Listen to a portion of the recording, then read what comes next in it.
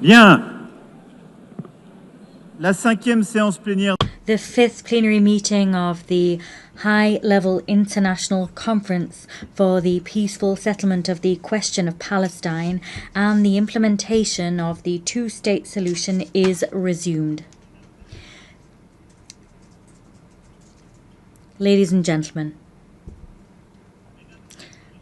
distinguished heads of state and government, ministers, Your Excellency Antonio Guterres, Secretary General of the United Nations Organization, Your Excellency Annalena Baerbock, President of the General Assembly, Excellencies, ladies and gentlemen, it is an honor and a privilege for me to co-chair alongside the Kingdom of Saudi Arabia this conference in accordance with General Assembly Resolution 79/81 dated 3rd December 2024. We wish to extend a warm welcome to each and every one of you. Allow me now to deliver some opening remarks.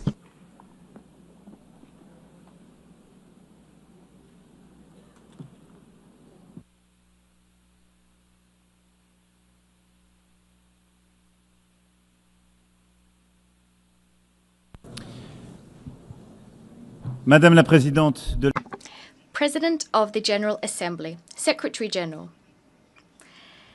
Heads of State and Government, ladies and gentlemen. We've gathered here because the time has come. The time has come to free the 48 hostages detained by Hamas.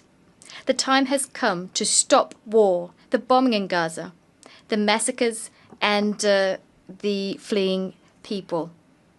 The time has come because there's a pressing urgency everywhere.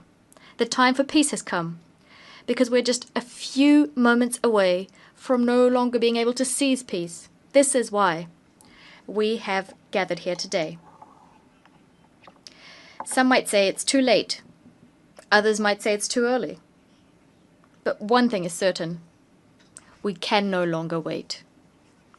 In 1947, this assembly decided on the splitting of mandatory Palestine across two states, a Jewish state and an Arab state, thus recognizing the right of each of them to self-determination. The international community granted to the state of Israel at last fulfilling the destiny of this people after millennia of roaming and persecution, and Israel founded a beautiful democracy there. The promise of an Arab state to date remains unfulfilled. Since then, there's been a long path of hope and despair intertwined, which Israelis and Palestinians have gone down, each in their own way. We have walked alongside them, each of us in keeping with our history and our sensibilities. But the truth is that we bear a collective responsibility for, to date, having failed to build just and lasting peace in the Middle East. This is what became evident to us on the 7th of October 2023, when the Israeli people suffered the worst terrorist attack in its history. 1,224 men, women and children killed, 4,834 men, women and children injured, 251 men, women and children taken hostage. The cruelty of Hamas and all those who collaborated in this massacre dumbfounded Israel and astounded the world. The 7th of October remains an open wound for the Israeli soul and for our universal conscience. We condemn it unequivocally because nothing, never, nowhere can justify having recourse to terrorism. Minds go out and hearts go out to the victims and their families. We've expressed our compassion to all Israelis and first and foremost demand for all hostages still held by Hamas to be freed unconditionally. The French paid tribute to the 51 French men and women assassinated on that day and all other victims of October 7th. We will never forget them. Never. Just like we will never stop the existential fight against anti-Semitism. The French people know the sting of terrorism, and our hearts remember the expression of the bonds of brotherhood following the terrorist attacks committed in Paris on the 7th of January 2015, when dozens of foreign leaders were in the ranks of those offering their sympathies, among which the Israeli Prime Minister and the President of the Palestinian Authority. We know that you cannot show weakness in the face of terrorism, but we also know the perils of endless wars. We know that right must always prevail over might. We know from our own history that a universal commitment to peace is the legacy of centuries gone by and the only way towards salvation. And on behalf of our friendship with Israel, our commitment to which has never faltered in the name of our friendship with the Palestinian people, for whom we want the initial promise of the UN Charter to be fulfilled, we want two states living side by side in peace and security to become a reality. However, currently Israel is further extending its military operation in Gaza with the stated objective of destroying Hamas. But there are hundreds of thousands of people who've been displaced, injured, famished, traumatized. Their lives are still being destroyed. Although Hamas has been considerably weakened, and despite the fact that negotiations on a permanent ceasefire are the surest means of ensuring the release of hostages, nothing justifies the ongoing war in Gaza. Nothing. On the contrary, everything compels us to definitively end it, since we didn't do it earlier. We must do this to save lives. The lives of Israeli hostages detained in atrocious conditions, the lives of hundreds of thousands of Palestinian civilians who are tormented by hunger, suffering, the fear of dying, mourning for their loved ones. We must save all lives, because for almost 2 years now, it is the denial of the humanity of the other and the sacrifice of human life which have prevailed. Yes, since the 7th of October, it is the life of the other that is being denied. We've been saying this since the first day of the war in Gaza. A life is a life. I know this because I held in my arms the families of hostages I met in Tel Aviv and in Paris. I'm thinking of the mother of Eata David, a hostage who was famished and displaced. I'm thinking of Nimrod Cohen, a 19-year-old hostage whose father I just met. I also know this because I was at the bedside of the Palestinian victims of Israeli military operations, refugees in Al Arish, women and children. I will never forget the way they looked at me. I know this because I met young people from Gaza who we are hosting in France. I'm thinking of Rida Baroud, who should have been with us today, who continues to bear witness to the distress of her loved ones in Gaza. A life is a life. We are duty-bound, all of us, to protect each other. This duty is indivisible, just as our common humanity is indivisible. There is a solution, a way of breaking the cycle of war and destruction. It lies in the recognition of the other, of his and her legitimacy, humanity, and dignity. We must reopen our eyes and see human faces there where war has deposited the mask of the enemy or the marks of a target. We must recognize that Palestinians and Israelis are living in twin solitude. The solitude of the Israelis following the historic nightmare of the 7th of October 2023, and the solitude of Palestinians. Palestinians at their wits' end in the face of this ceaseless war. The time has come. Because the worst could still come to pass. The sacrifice of more civilians, the expulsion of the people of Gaza to Egypt, the annexation of the West Bank, the death of hostages detained by Hamas, or facts on the ground which could irreversibly change the situation there on the ground. This is the very reason that today here in this chamber, we must pave the way for peace, because since July of last year, developments have accelerated. And at this point, we have reason to fear that the Abraham Accords, the Camp David Accords, could be called into question by Israel, and that peace would become impossible for a long time yet in the Middle East. It thus falls to us this historic responsibility. We must do everything within our power to preserve the very possibility of a two-state solution. Israel and Palestine living side by side in peace and security. The time has come. This is why, true to the historic commitment of my country to the Middle East, to peace between the Israelis and the Palestinians, this is why I declare that today France recognizes the state of Palestine.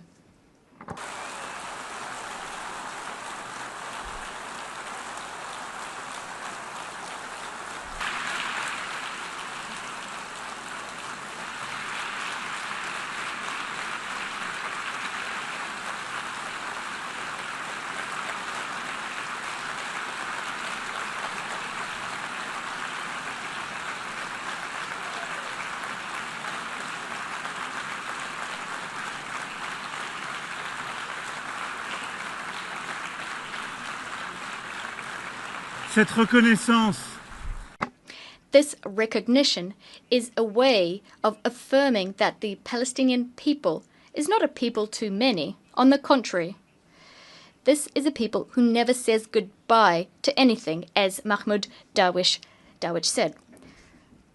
A people with a strong history, roots, and dignity.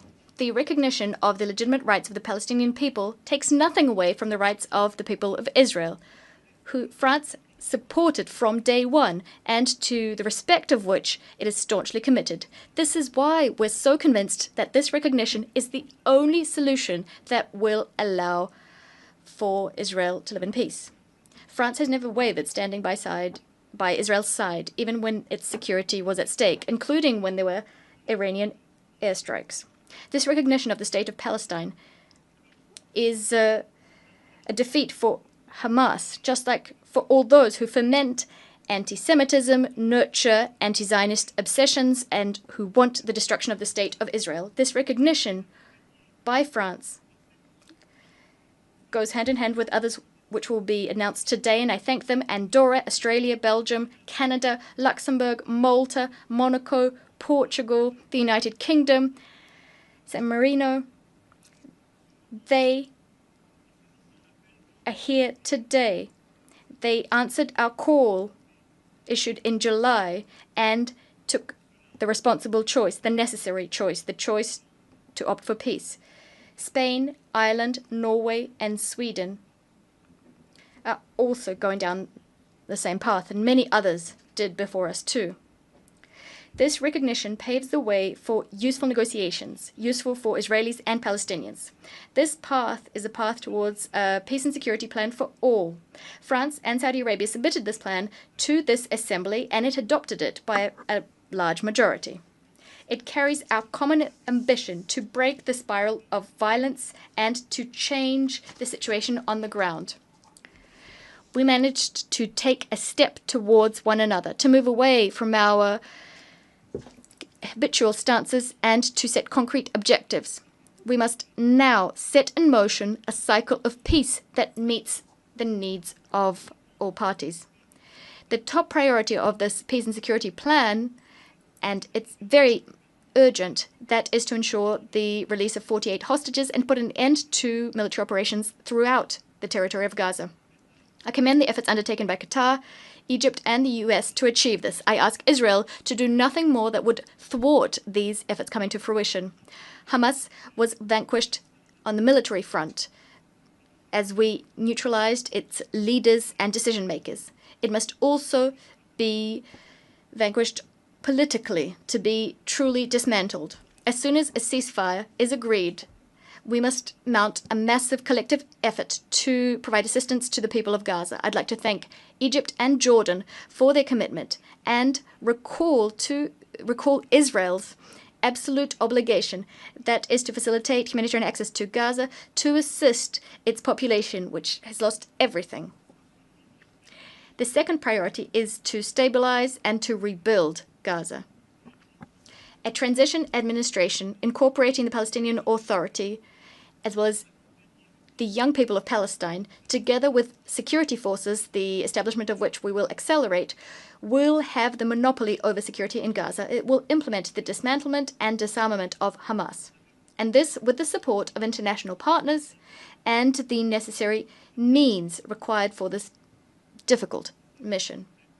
France stands ready to contribute to an international stabilization mission, as well as to support, together with our European partners, the establishment and equipping of Palestinian security forces. As soon as negotiations permit, the Security Council could decide to deploy a civilian and security support mission, liaising with the Palestinian authorities and with the consent of the Israeli authorities. Furthermore, it'll be up to the state of Palestine to give hope to its people, tested by years of violence and occupation, division and negligence. It will be up to the state of Palestine to give its people a framework for democratic expression, a framework that's been renewed and that is secure. President Mahmoud Abbas committed to this before Prince Mohammed bin Salman and myself. He forcefully condemned the terrorist attacks committed on the 7th of October 2023. He reiterated his commitment to disarming Hamas and committed to excluding Hamas from future governance in Gaza, as well as from future governance throughout Palestinian territory. He reaffirmed his commitment to combating hate speech and promised an in-depth overhaul of Palestinian governance. France will pay close attention to the full implementation of all of the commitments made to us. This renewed Palestinian Authority is a necessary prerequisite for the success of the indispensable negotiations we'll need to resume to come to an agreement on each of the final status issues. It's within this framework that I will be able to decide to open an embassy to the state of Palestine as soon as all of the hostages detained in Gaza have been freed and a ceasefire has been established. What France will be demanding of Israel will be just as considerable. Together with our European partners, we will be pegging, that is, our level of cooperation with Israel to the provisions, the measures Israel will be taking to put an end to the war and negotiate peace. It's thanks to this path that we will get a state of Palestine which is sovereign, independent, and demilitarized, bringing together all of its territories, recognizing Israel and being recognized by Israel in a region which will at last see peace reign upon it. What I also expect of our Arab and Muslim partners, who have not yet done so, is for them to uphold their commitment to recognize the state of Israel and to engage with Israel in normal relations as soon as the state of Palestine has been established. In so doing, together we will demonstrate dual recognition for the benefit of peace and security of all in the Middle East. Ladies and gentlemen, this is our peace plan. It establishes a demanding mechanism to end the war and enter into the negotiations phase. It allows for Israeli-Palestinian peace to be the first pillar of a new peace and security architecture in the Near East and the Middle East. It lends credibility to the possibility of further economic integration.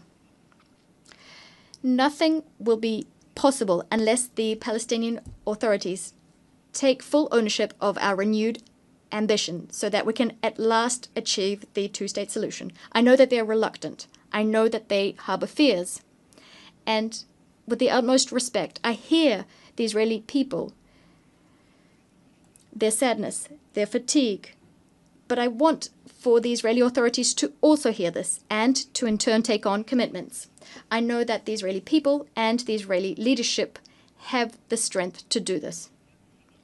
I remember when I was a young man, when I learnt of the horrible assassination of Yitzhak Rabin, almost 30 years ago. He was killed for wanting peace. When death was about to claim him, the heroic warrior of the State of Israel said, and I quote, I fought so long as there was no chance of peace, end of quote.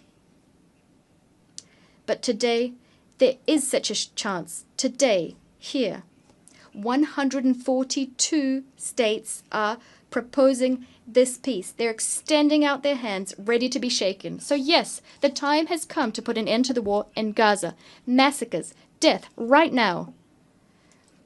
Urgency is what drives us. The time has come for Israel to live in peace and security from the Galilee to the Red Sea, through the Dead Sea and the Lake of Tiberias and Jerusalem. The time has come to no longer talk about the existence of the State of Israel. It's self-evident. The time has come to do justice to the Palestinian people and thus to recognize the State of Palestine, a brotherly country, a neighbor in Gaza, in the West Bank, and in Jerusalem.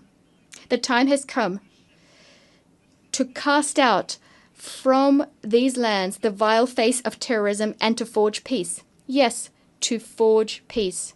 This is what has brought us here today. And we're very hopeful that we will be able to forge it. It is a choice we must make. It is our duty. Peace is much more difficult.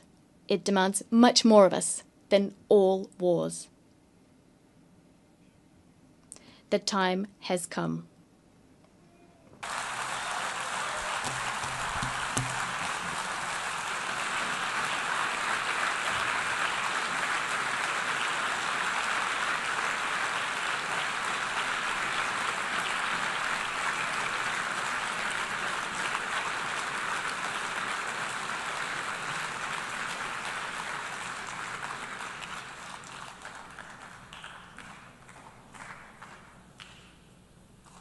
Merci pour votre attention.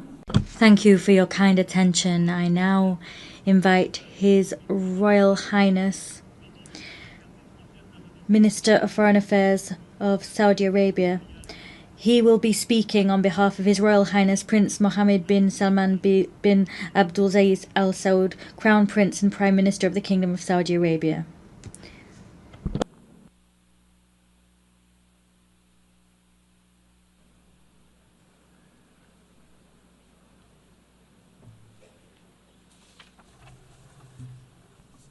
In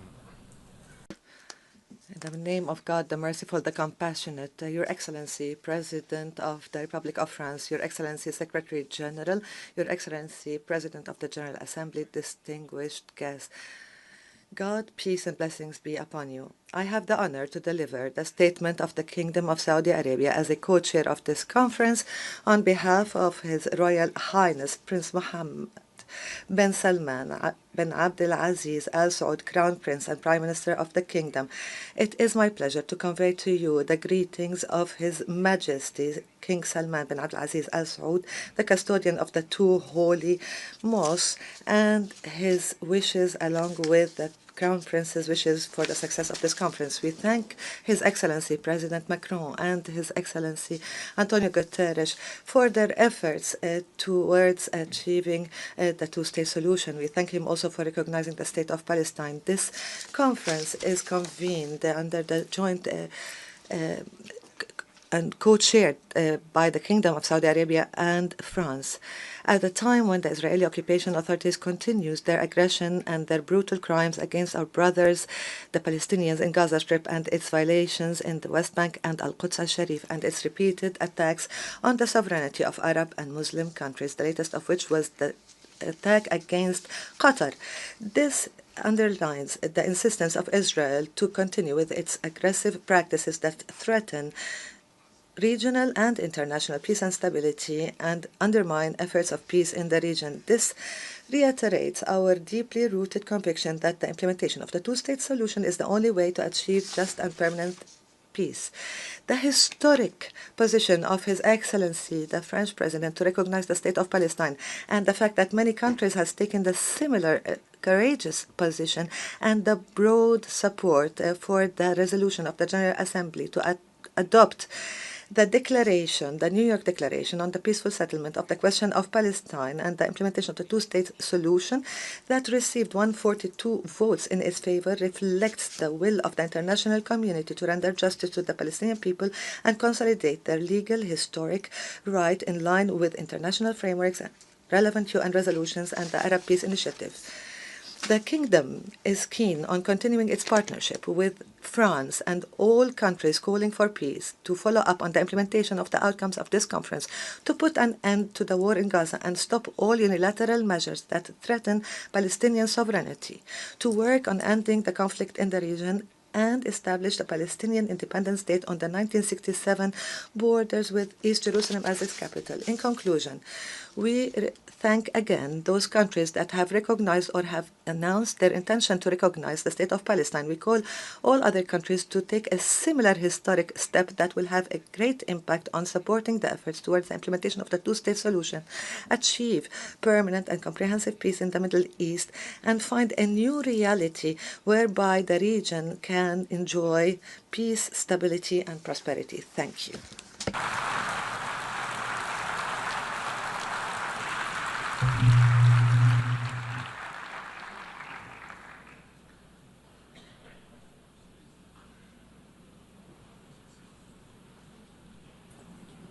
Je remercie. I thank His Royal Highness Prince Mohammed bin Salman Abdulaziz Al Saud. I now invite His Excellency Mr. Antonio Guterres, Secretary General of the United Nations Organization, to issue a statement.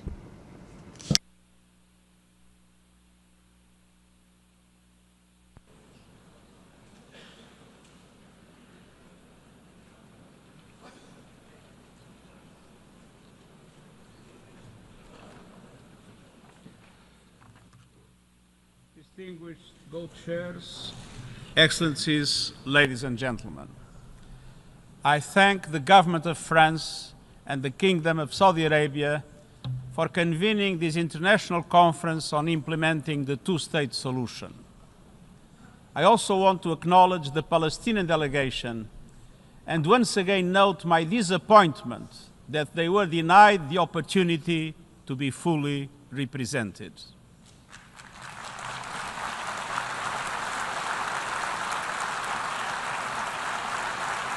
Excellencies, let's have no illusions. The Israeli-Palestinian conflict has gone unresolved for generations. Dialogue has faltered. Resolutions have been flouted. International law has been breached. Decades of diplomacy have come up short. The situation is intolerable and it is deteriorating by the hour.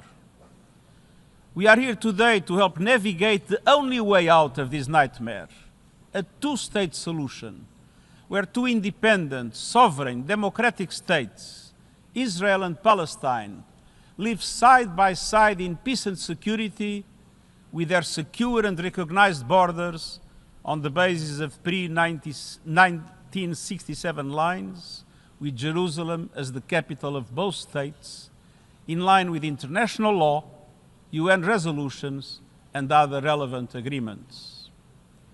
I welcome the measures many member states are taking to galvanize support for the two-state solution, including the pledges to recognize the State of Palestine. And I welcome the General Assembly's endorsement of the New York Declaration. Excellencies, nothing can justify the horrific 7 October terror attacks by Hamas or the taking of hostages, both of which I have repeatedly condemned. And nothing can justify the collective punishment of the Palestinian people or any form of ethnic cleansing. The systematic decimation of Gaza, the starvation of the population, the killing of tens of thousands of civilians, most of them women and children, and hundreds of our own humanitarians.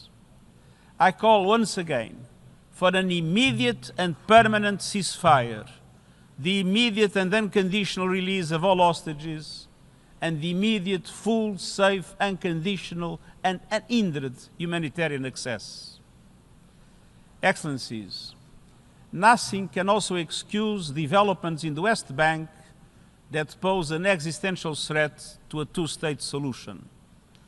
The relentless expansion of settlements, the creeping threat of annexation, the intensification of settler violence, all of it must stop. The situation is morally, legally, and politically intolerable. We must recommit ourselves to the two-state solution before it is too late. A solution in which two independent, contiguous, democratic, viable, and sovereign states are mutually recognized and fully integrated into the international community. Excellencies, those who stand in the way are obligated to answer a fundamental question. What is the alternative? A one-state scenario where Palestinians are denied basic rights, expelled from their homes and their land, forced to live under perpetual occupation, discrimination, and subjugation? How is this possible in the 21st century? How is it acceptable? This is neither peace nor justice. It will only increase the growing isolation of Israel on the global stage, and let's be clear, statehood for the Palestinians is a right, not a reward.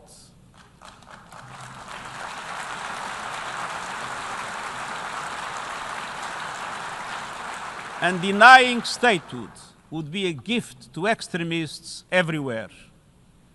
Without two states, there will be no peace in the Middle East, and radicalism will spread around the world. Excellences, Excellencies, this conference must mark a turning point. It must pave the way for irreversible progress, to put an end to the illegal occupation and to make good on our collective aspiration for a two-state solution. All of this is fully in line with adherence to international law. It has been approved by the General Assembly and supported by the international community. It is the only credible path towards a just and lasting peace between the Israelis and the Palestinians, and the only credible path towards peace and security throughout the Middle East as a whole. This will demand difficult decisions be taken from us all. This will demand courage and leadership based on principles from all sides. I urge you to do everything in your power to allow the two-state solution to prevail. This for the peoples of Israel, Palestine, and for humankind as a whole. I thank you.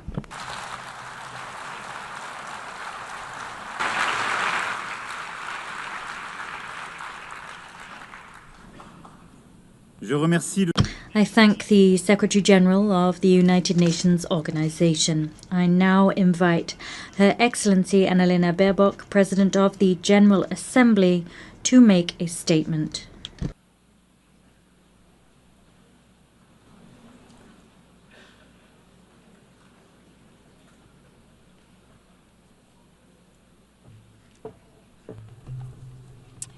Your Excellency President Emmanuel Macron, Your Royal Highness Crown Prince Mohammed bin Salman, Your Highness Prince Faisal bin Farhan, Mr. Secretary General, Excellencies.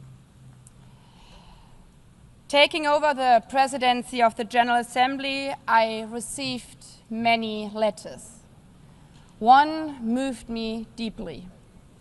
Attached to it were drawings by 3 Palestinian children, Remas, Enas, and Retal. The images were heartbreaking. One showed a school before and after, beneath a bright sun and a blue, clear sky. In the first, the school with open doors and happiness. In the second, their school lies in rubble. a lone boy stands on the debris of what must be once have been his safe place. Perhaps he had a favorite class, a favorite teacher, like our children, a best friend he played with there. Now, all of it is gone. All of the laughter of the children blown away. At that age, children should not be drawing pictures of war. Children should be learning mathematics. They should be playing with friends and scratch dragons or castles, not death and destruction. Yet for the children of Gaza, this is their reality. Their horror lasted and lasts for over 700 days. Tens of thousands have lost their lives. Tens of thousands of dreams which never will come true. So many killed without the world even learning their names. Until we heard one voice so loud we could not overhear it. The voice of Hind Rajab, captured in a phone call with a red crescent while shelling rained down. After the car she was in was attacked, over and over again, killing her aunt, uncle, and 3 of her cousins next to her. She called over and over again, "I'm so scared, please come." The rescuers tried to calm her as they tried to reach her. They could not. Hind was killed before help arrived. The world failed her. As the world has also failed Kfir Bas and his brother Ayel. Kfir was just 9 months old, the youngest child abducted by Hamas on October 7th, taken with his 4-year-old brother Ayel and their mother. Both were killed in Gaza by terrorists. The world will remember their names as symbols of innocent childhood stolen by terror. I've met with the families of the hostages, fathers, mothers, siblings, aunts, grandparents, still waiting for their loved ones to come home from wherever Hamas is holding them after more than 700 days.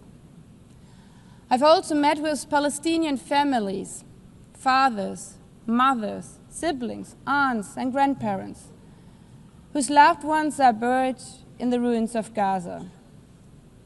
Their message is always the same: we want peace. Or as one Israeli mother told me, "It does not bring my child back if a Palestinian mother loses her child in Gaza." Humanity is not about choosing sides. It's about recognizing that every life matters the same. A life is a life. A Palestinian girl's life is a life. An Israeli boy's life is a life. All the children of the Middle East deserve to grow up knowing only the sun shining on their schools, the laughter of their friends in the playground, and the joy of a meal shared with their families. Not the horrors of starvation, not the horrors of war and terror. Excellencies, the General Assembly has been very clear. We need an immediate, unconditional, and permanent ceasefire in Gaza now. Israel must immediately facilitate the full, rapid, safe, and unhindered entry and delivery of humanitarian assistance to all Palestinian civilians. Hamas must immediately and unconditionally release all remaining hostages. But the horrors of Gaza make equally clear that we cannot allow such devastation to happen again. While the situation in Gaza is unacceptable, settlement expansions and demolitions in the occupied West Bank, including East Jerusalem, are eroding any prospects for a political solution. The decade-long Israeli-Palestinian conflict cannot be resolved by endless war, permanent occupation, and recurrent terror. The only way to ensure that future generations of both Palestinians and Israelis can live in peace, security, and dignity is the two-state solution. As the Secretary General said, it's a right, not a reward, to live in your own state, as all humans around the world. We know that some think this is naive. The first resolution on this matter is almost as old as this organization. 78 years ago, the General Assembly adopted Resolution 181, laying the foundation for two states, knowing it's the only way for peace. And to those of you who argue now, but we have tried for decades and failed over and over again, there can be only one answer. If we would stop aiming for what is right because we have not succeeded yet, then evil would prevail.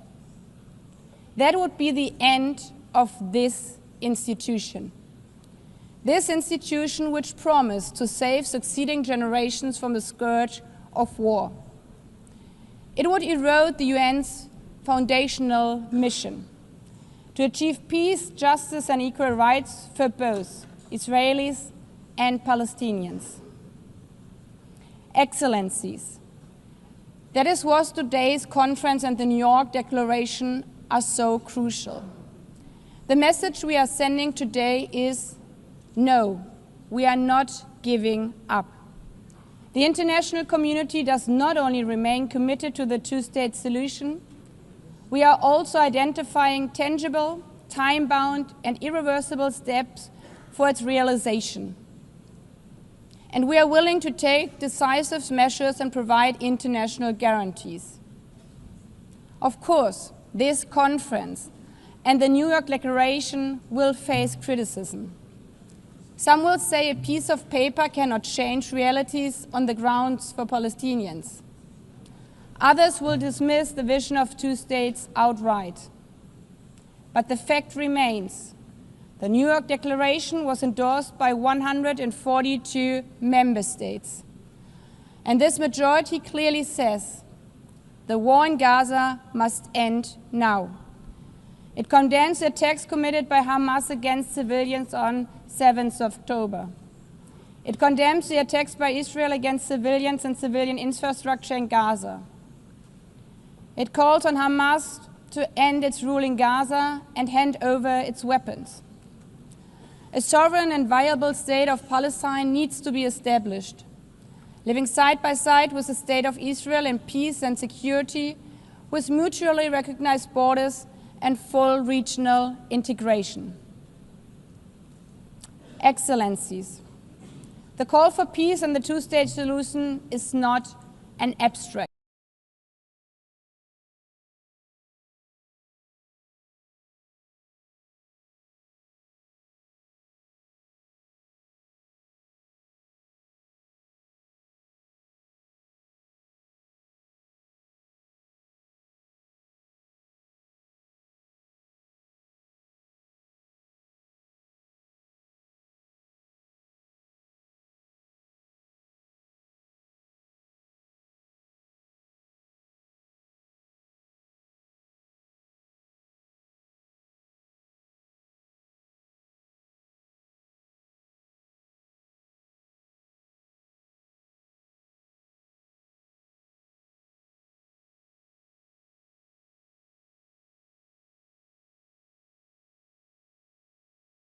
Merci, Madame la Présidente I thank de l'Assemblée the générale. President of the General Assembly. J'invite à présent Son I now Excellence Monsieur invite Mahmoud His Abbas, Président de Excellency l'État de Mahmoud Palestine, à Abbas, faire sa President of the déclaration State par of Palestine, visioconférence. to deliver a statement via video conference.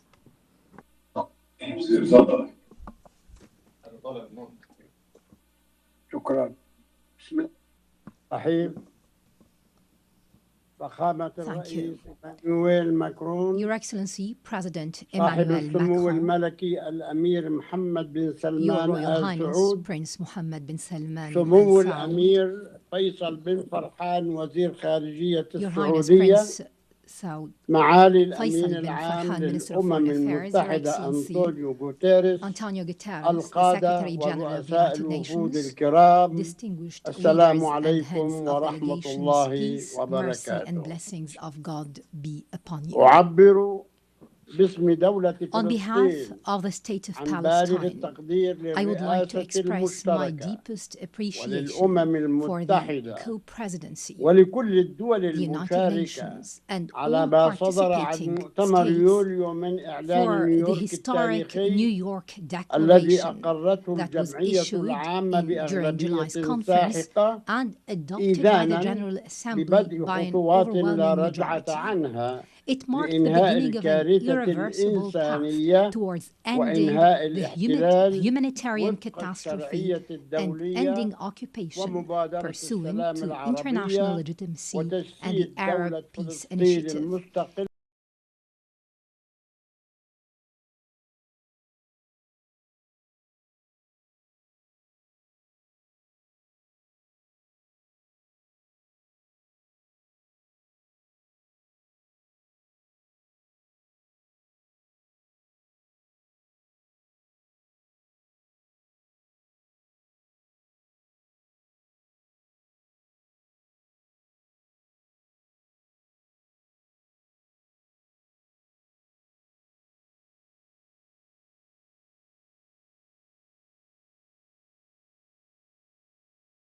Ceasefire. إدخال المساعدات We الإنسانية need to ensure عبر humanitarian الأمم access المتحدة through the United Nations and UNRWA. والإفراج عن We need to الرهائن guarantee the والأسرى release جميعا of hostages, all وانسحاب hostages قوات and prisoners, الاحتلال من with the غزة withdrawal of the occupation والبدء forces from بإعادة Gaza. الإعمار دون We need a تأخير start في without غزة delay والضفة of Gaza and the الغربية West Bank من خلال reconstruction المؤتمر through الدولي the في Cairo القاهرة. International Conference.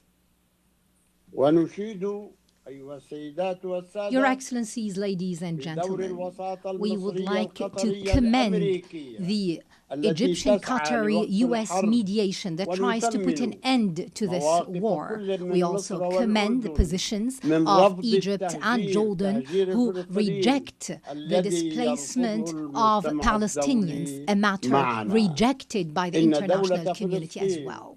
هي الجهة The state of الوحيدة Palestine is the المؤهلة only entity لتحمل المسؤولية eligible to الكاملة عن assume الحكم full والأمن في غزة responsibility for عبر governance لجنة and security إدارية in Gaza. مؤقتة This comes through an مرتبطة interim بالحكومة administrative committee الفلسطينية بالضفة affiliated to the الغربية Palestinian government in وبدعم the West Bank ومشاركة with عربية ودولية. Arab and international support and participation.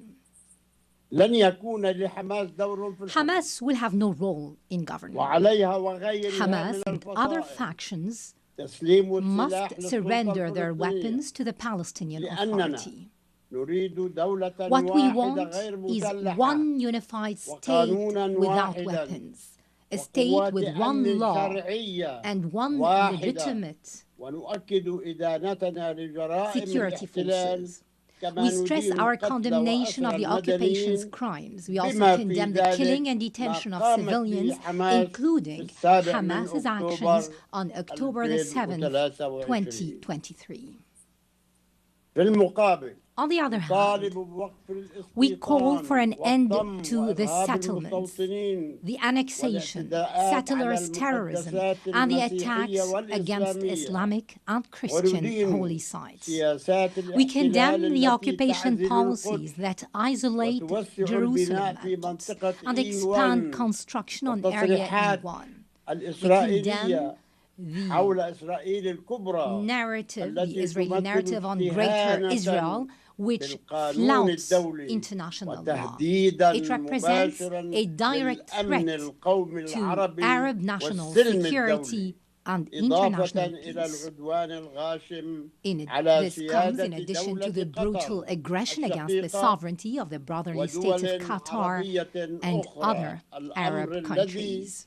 يستدعي This موقفا دوليا necessitates a رادعا. firm deterrent international تواصل دولة stance. فلسطين أيها السيدات Ladies والسادة and gentlemen, أجندة the state of إصلاح Palestine شاملة continues to adopt a الحوكمة comprehensive reform والشفافية agenda promoting وفرض governance, سيادة القانون transparency, the وتشمل rule of إصلاح law, النظام المالي and the reform of the والمناهج financial system. التعليمية It also وفق works on the معايير reform of educational اليونسكو curriculum in خلال line with عامين UNESCO's standards, يعني and this بالأكثر will be achieved وإنشاء within نظام رعاية 2 years. اجتماعية We're موحد establishing a unified social يعد welfare system بعد إلغاء after جميع the المدفوعات abolition of السابقة all previous لعائلات payments الأسرى to the families والشهداء. of prisoners هذا and النظام martyrs. يخضع حاليا This system is لتدقيق currently دولي undergoing من قبل international شركة audit دولية by a specialized متخصصة. international firm.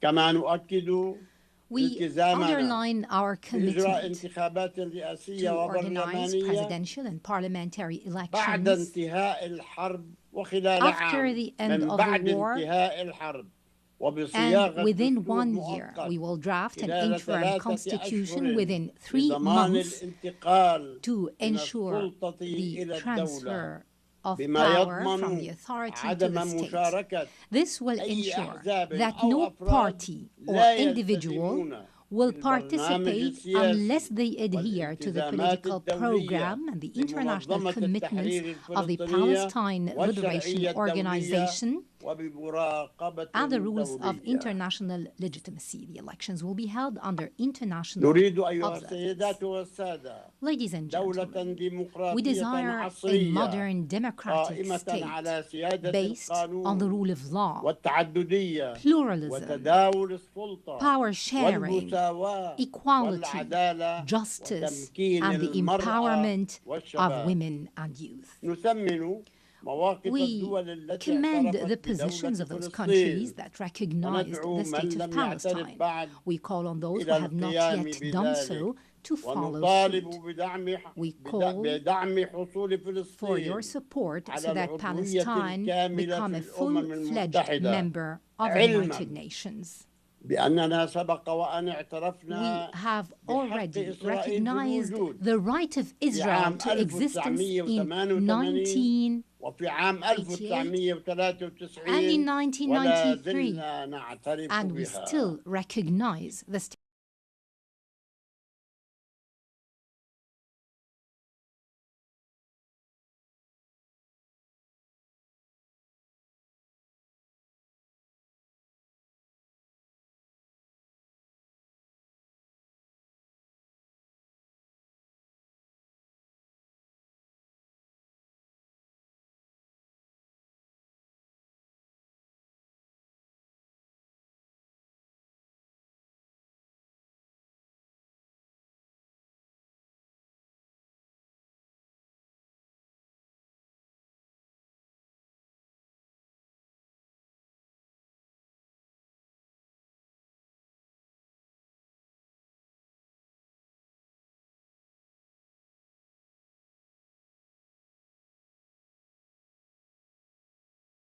The Kingdom of Saudi Arabia and وكذلك France, بريطانيا as well as في حشد المزيد Britain, من الاعترافات in الدولية galvanizing والشكر more موصول international recognition. لجميع We'd also الدول like to thank المشاركة all في participating المؤتمر على countries دورها in this conference الهام for their بإصدار important إعلان role نيويورك والذهاب issuing the لإجراءات New York لا Declaration رجعة and فيها taking نحو irreversible السلام steps to bring المستمر about لحل durable الدولتين peace based على on the أساس two-state الشرعية solution الدولية. and based on international legitimacy. كما نشيد بدور We الدول would also like to الشقيقة commend والصديقة the role of the التي brotherly and تساند friendly countries قضيتنا that في support المحافل our الدولية. Palestinian cause in ونشيد international بشكل خاص fora. بدور We would like to الجزائر commend in التي particular the role ترأس of المقعد Algeria, العربي في which مجلس is الأمن. assuming the Arab seat in ونثمن the Security مواقف Council. الشعوب We commend the والمنظمات positions of the peoples التي and تدعم organizations الحقوق that that مشروعة support the للشعب legitimate rights الفلسطيني of the Palestinian الحرية people to freedom, والاستقلال independence, والدولة and ونرفض statehood. الخلط We reject ونرفض any الخلط confusion, I بين repeat, any التضامن مع confusion القضية between the الفلسطينية solidarity with the ومسألة Palestinian معاداة cause and the السامية issue of والتي anti-Semitism. We نرفضها reject the انطلاقا latter, من proceeding قيمنا from our values ومبادئنا. and principles. كما نعلن We would also like to استعدادنا express our للعمل مع readiness الرئيس to work الأمريكي دونالد with ترامب the US President ومع Donald المملكة Trump, العربية السعودية with Saudi وفرنسا والأمم Arabia, المتحدة France, and the United وجميع Nations and الشركاء all partners لتنفيذ خطة to السلام implement the peace التي plan أقرت في هذا adopted المؤتمر during ضمن this جدول conference زمني محدد within a specific وبرقابة timetable وضمانات with دولية international بما guarantees يفتح and الطريق monitoring. This نحو would سلام open the solidarity with the Palestinian cause and the issue of anti-Semitism. We reject the latter, proceeding from our values and principles. We would also like to express our readiness to work with the US President Donald Trump, with Saudi Arabia, France, and the United Nations and all partners to implement the peace plan adopted during this conference within a specific timetable with international guarantees and monitoring. This would open the gates towards a just peace and comprehensive regional cooperation. In this regard, I call upon Israel to immediately sit on the negotiating table to put an end to this bloodshed and bring about just and comprehensive peace. And I address the Israeli people saying, our future and yours banks on peace. Enough violence and war. Our generations deserve to enjoy freedom and security. Let the people in our region live in durable peace and good neighborliness. And I would like to seize this opportunity to address all the Jews in the world, wishing them a good new year.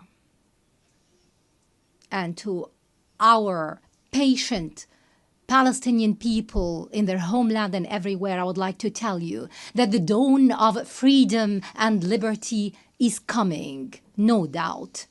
That day, ladies and gentlemen, is the day of the state of Palestine and the start of the peace process in the Middle East.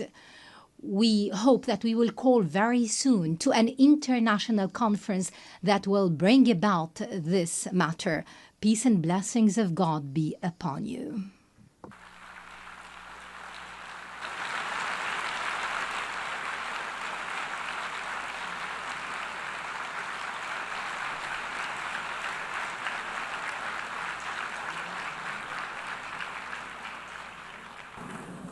Je remercie le président. I thank the President of the State of Palestine.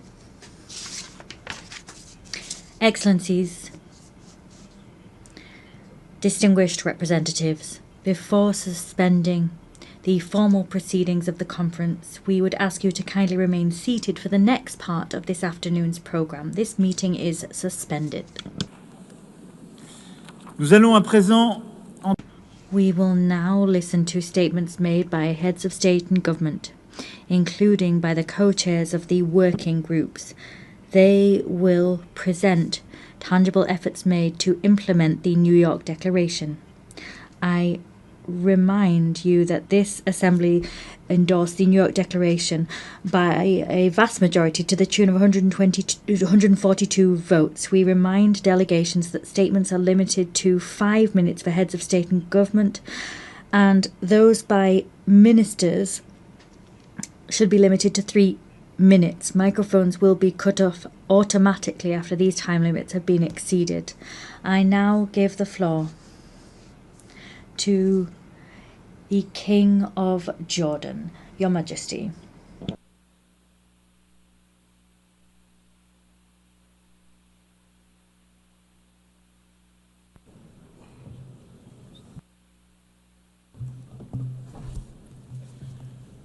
Bismillah ar-Rahman ar-Rahim.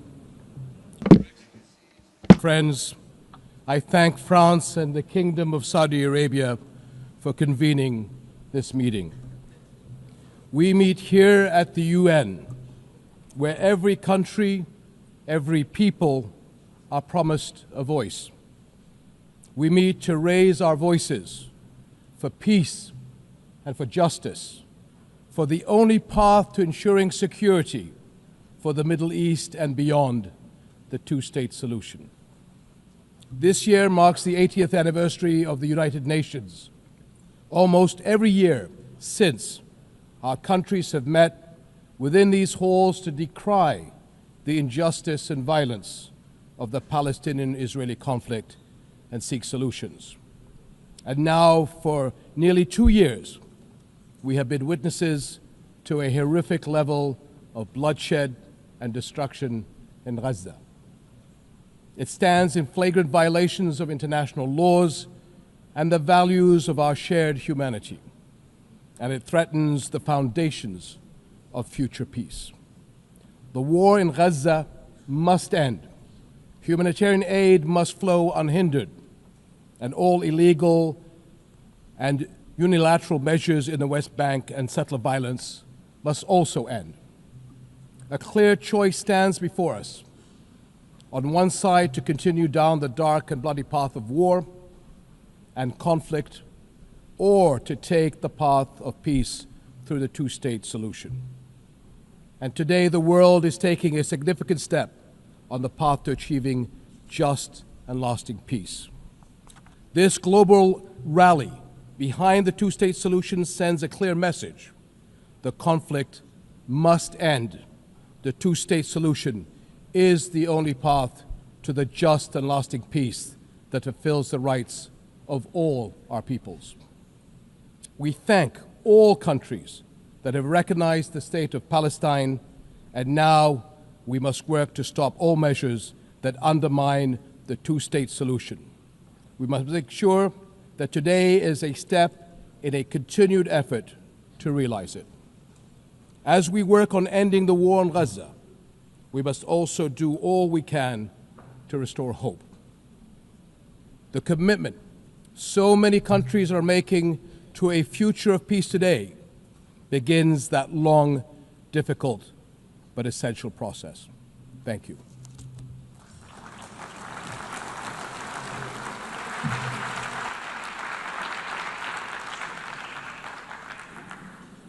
Je remercie. I thank His Majesty the King of Jordan. I now give the floor to the President of Turkey.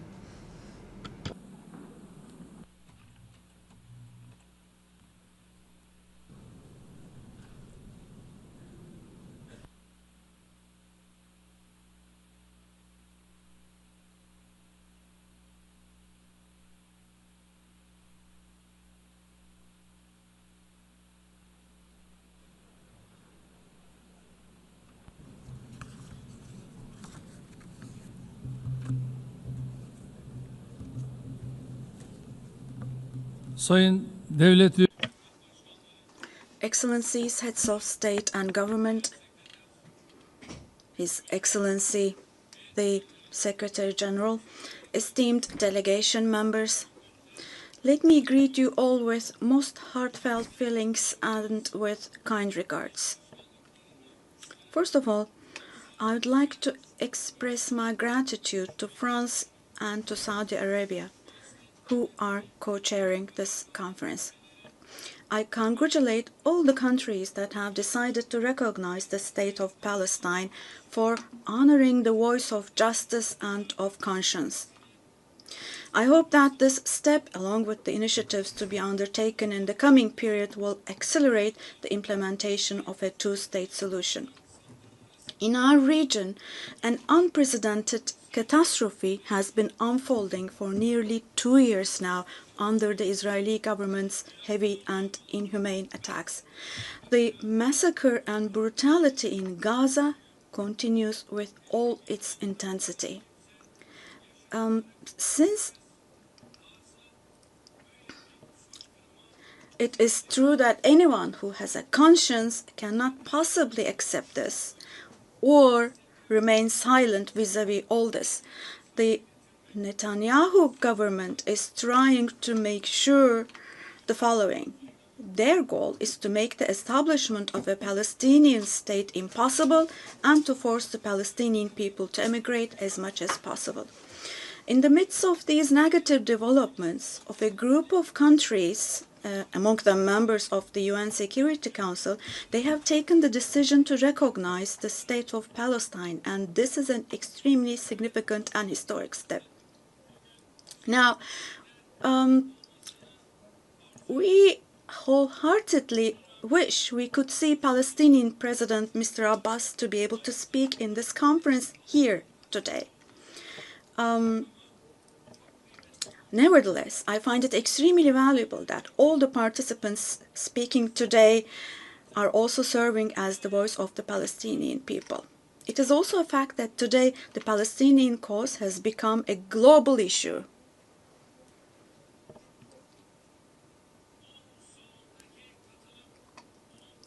The participation in this hall today is the most important proof of this. In Europe, in Asia, the Americas, and Africa, we are witnessing people chanting "Free Palestine" on the streets, on social media, or in the press more than ever before now. This contradiction should not escape anyone's attention, including my friends here.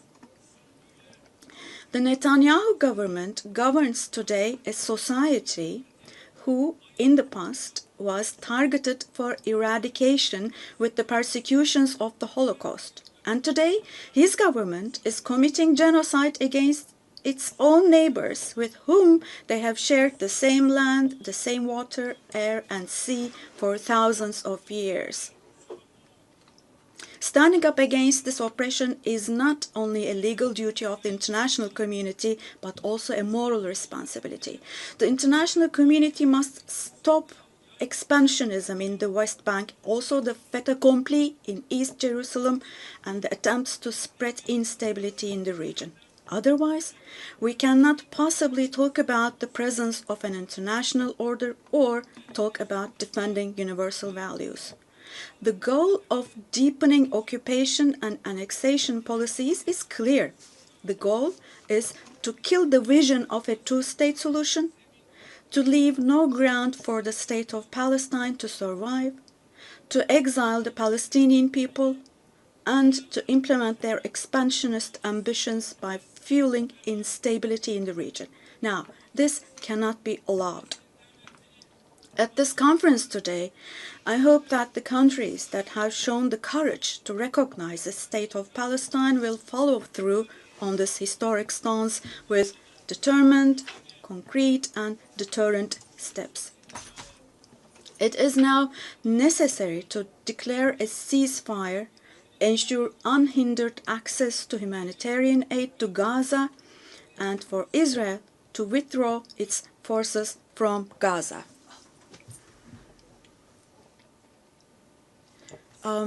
Apologies. I cannot hear the president. I lost his voice. Apologies, ladies and gentlemen. This is the interpreter speaking. I cannot hear the president. His voice is gone. His voice is gone. We cannot hear him. Me and my colleague, we cannot hear the president. Apologies for this, but we're having a technical glitch here. We cannot hear the president. We stopped being able to hear him. His voice is gone completely.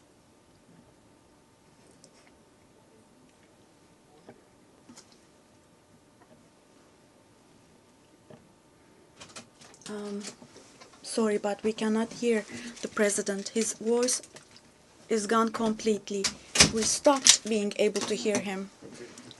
And right next to our booth, we have colleagues from, we believe, the Brazilian delegation, the Portuguese booth, and I can see them from the window. They cannot hear the floor either. We cannot hear the floor. We cannot hear the floor. Oh, it's back. Au président du Brésil. I give the floor now to the President of Brazil.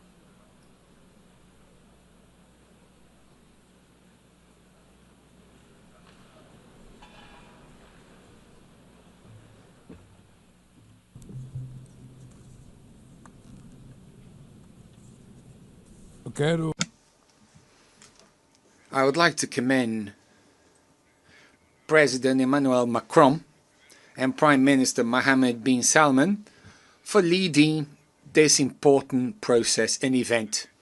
The question of Palestine arose when the General Assembly adopted the so-called Petition Plan 78 years ago. The session in which it was approved was chaired by Brazilian Osvaldo Aranha. On that occasion, the two-state perspective was born, but only one materialized. The conflict between Israel and Palestine is the paramount symbol of the obstacles faced by multilateralism. It shows how the tyranny of the veto sabotages the very reason for the UN's existence, of avoiding atrocities like the ones that motivated its founding from happening again. It also goes against its universal vocation, blocking the admission as a full member of a state whose creation derives from the authority of the General Assembly itself. A state is based on three pillars: territory, population, and government. All have been systematically undermined in the Palestinian case. How can we talk about territory in the face of an illegal occupation that grows with each new settlement? How do you keep a population in the face of the ethnic cleansing we are witnessing in real time? And how do you build a government without empowering the Palestinian Authority? As the Commission of Inquiry on the Occupied Palestinian Territories pointed out, there is no more appropriate word to describe what is happening in Gaza than genocide. Therefore, Brazil decided to become a party to the case submitted by South Africa to the International Court of Justice. The terrorist acts committed by Hamas are unacceptable. Brazil was emphatic in condemning them. But the right to defense does not authorize the indiscriminate killing of civilians. Nothing justifies taking the lives or mutilating more than 50,000 children. Nothing justifies destroying 90% of Palestinian homes. Nothing justifies using hunger as a weapon of war, nor targeting starving people seeking help. 500,000 Palestinians do not have enough food, more than the population of Miami or Tel Aviv. Hunger does not afflict the body only, it shatters the soul.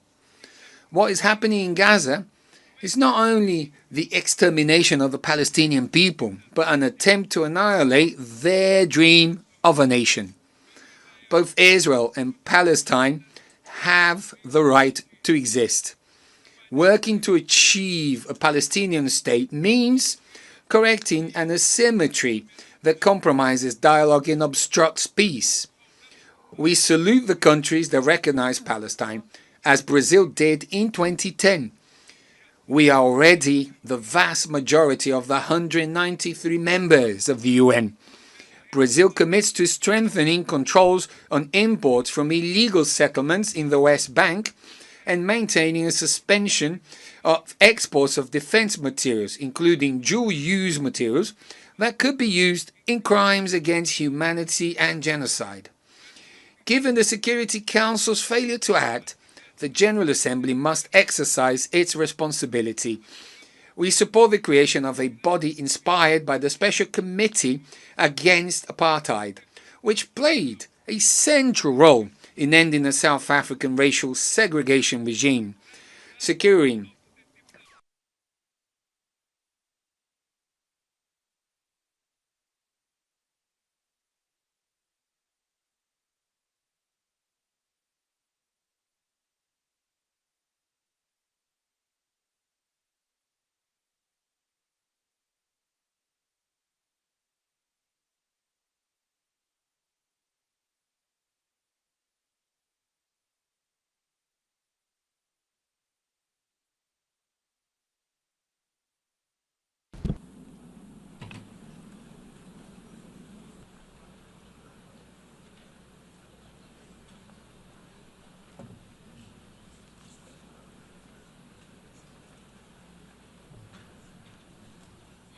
Madam President of the General Assembly, Mr. Secretary General, Monsieur le Président de la République Française, President of the French Republic, the Minister for Foreign Affairs of the Kingdom of Saudi Arabia, Mr. President of the Palestinian state, Excellencies, ladies and gentlemen, Portugal formally recognized the state of Palestine as a sovereign state with full rights. This decision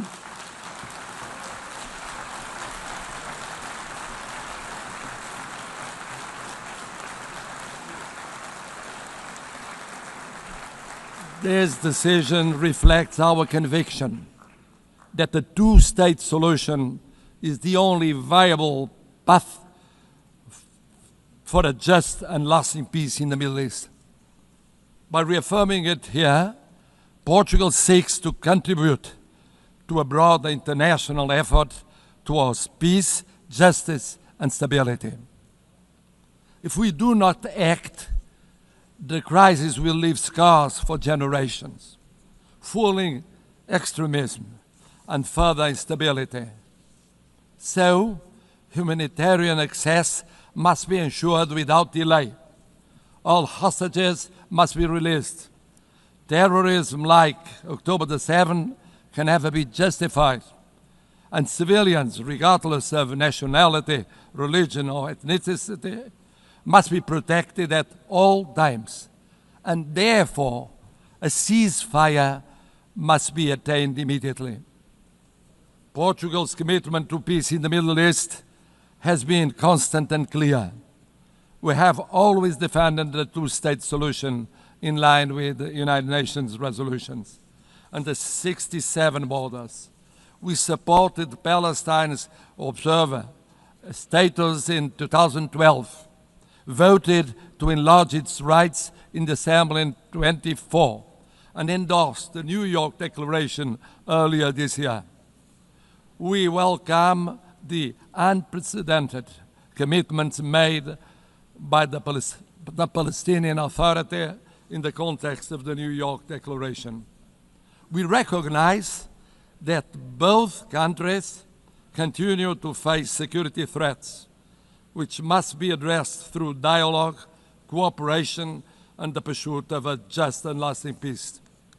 Portugal's recognition of the state of Palestine is not an isolated gesture, but a continuation of a long-standing policy and a decisive contribution to the safeguarding of the two-state solution. Excellencies, Portugal stands ready to work actively towards this collective endeavor. Our message is clear. Recognition of the state of Palestine is recognition of peace itself. Now, today, tomorrow would have been too late. Thank you.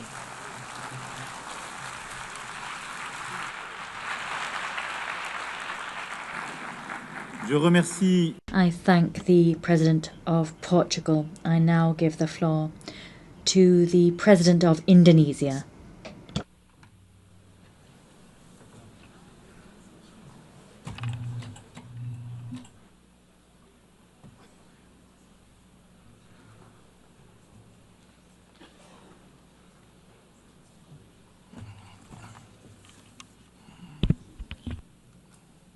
His Excellency President Emmanuel Macron, President of the French Republic, His Highness Prince Faisal bin Farhan Al Saud, Foreign Minister of the Kingdom of Saudi Arabia, as the co-chairs of this distinguished meeting.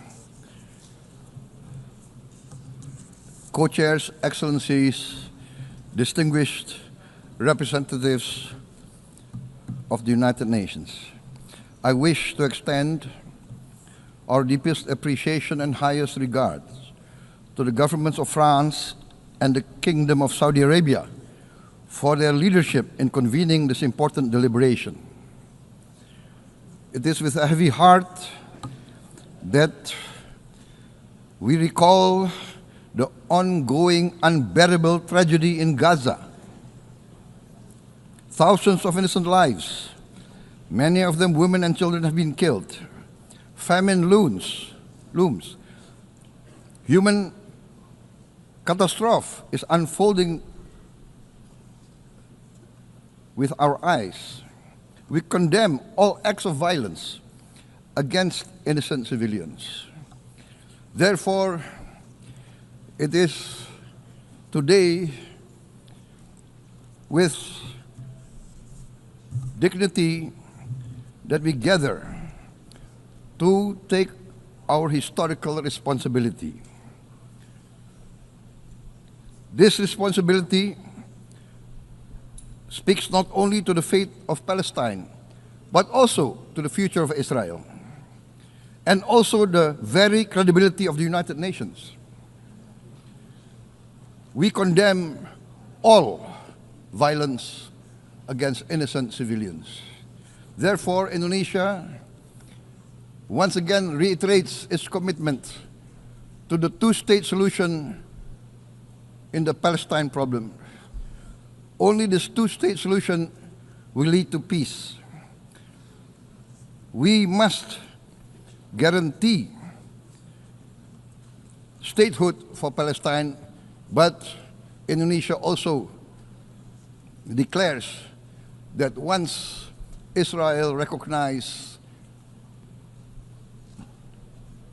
the independence and the statehood of Palestine, Indonesia will immediately recognize the state of Israel, and we will support all guarantees for the security of Israel.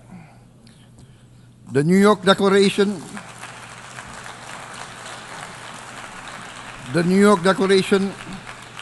has provided a peaceful and just pathway towards peace.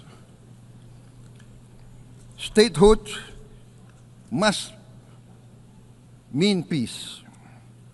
Recognition must mean a real chance towards lasting peace. It must be a real peace for all sides, for all parties.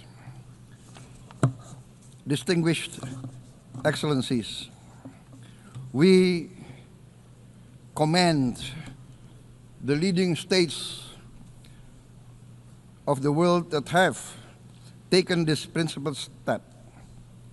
France, Canada, Australia, the United Kingdom, Portugal, and many other leading countries of the world have taken a step on the right side of history. The recognition of the state of Palestine is the right step on the right side of history. To those who have yet to act, we say, history does not stand still. We must recognize Palestine now. We must stop the humanitarian catastrophe in Gaza. Ending the war must be our utmost priority. We must overcome hatred, fear. We must overcome suspicion. We must achieve the peace that is necessary for the human family. We are ready to take our part in this journey towards peace. We are willing to provide peacekeeping forces.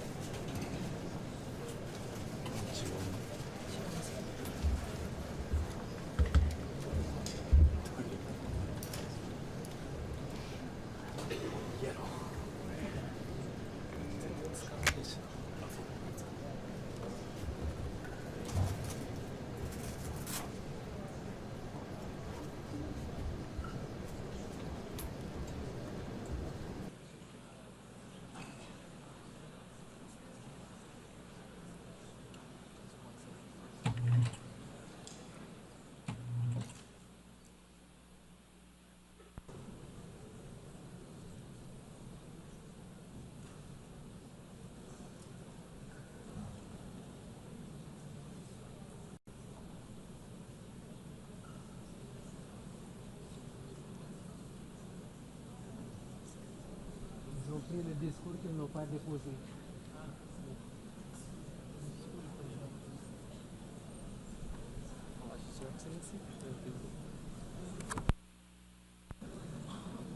Messieurs les co-présidents, Co-chairs, dear colleagues, Secretary General of the United Nations, ladies and gentlemen, I commend the leadership of France and Saudi Arabia, and I commend the commitment of all here present to the Palestinian cause.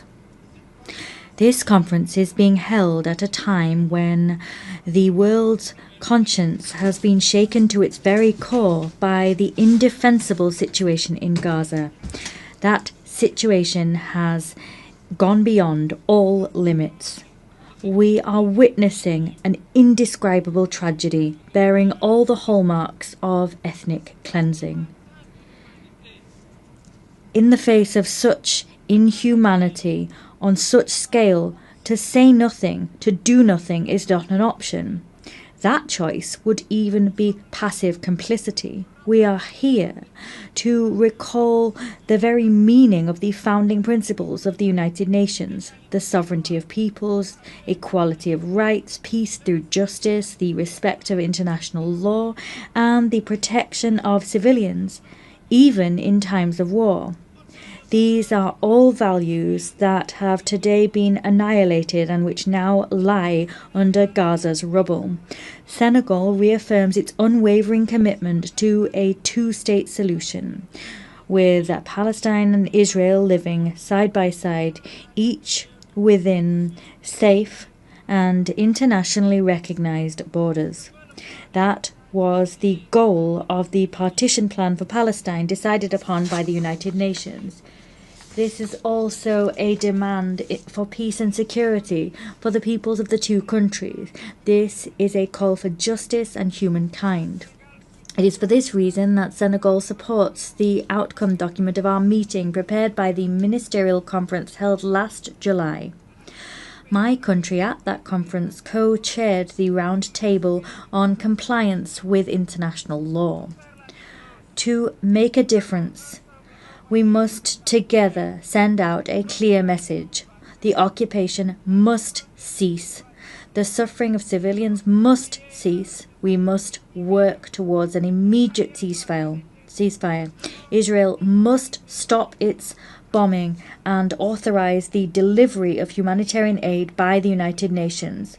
The United Nations must consider deploying a stabilization and observation mission to guarantee that Israel's illegal actions stop. In brief, the promise of two states must finally be fulfilled.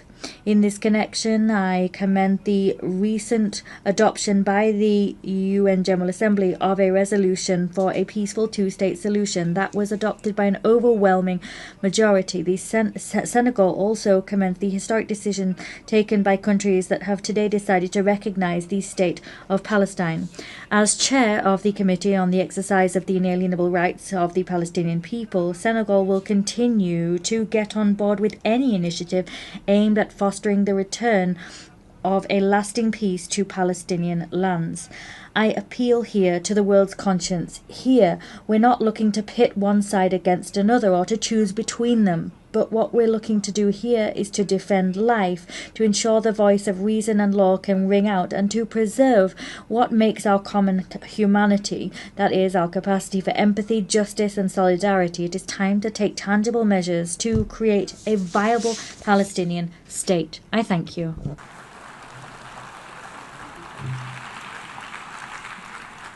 Je remercie le président. I thank the President of Senegal. I now give the floor to the Sovereign Prince of Monaco.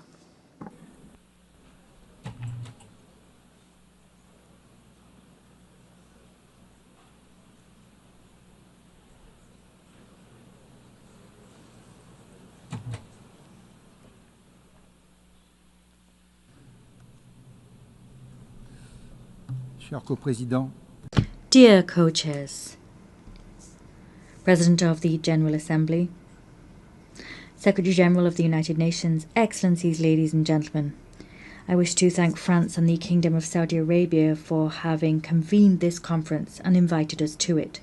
Since the very beginning, we have spoken out as the Principality of Monaco loud and clear to defend indissociable rights, that of Israel to live within safe and recognized borders and to enjoy security therein, and the right of the Palestinian people to have a sovereign, viable and democratic state. Today we wish to reaffirm our unwavering support to Israel's existence, and we also wish to recognize Palestine as a state under international law.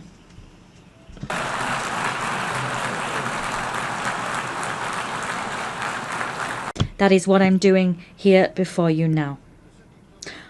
The 7th of October 2023 was in its full horror the starting point of the current chaos. It is now more urgent than ever before to move towards a tangible, balanced and sustainable solution based on mutual recognition and the respect for fundamental rights. This as soon as all hostages have been released and as soon as Hamas has been disarmed. Peace cannot remain a dim prospect on the distant horizon. It must be given its lifeblood in institutions with mutual guarantees and ensuring the effective respect for everyone's rights. The Principality of Monaco is aware of its place in the House of Nations. We continue to affirm that only a solution based on the existence of two national entities living side by side in dignity and mutual respect will pave the way towards lasting stability.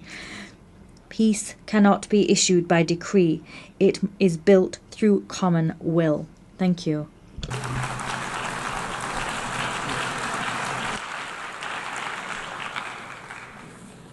Je remercie le...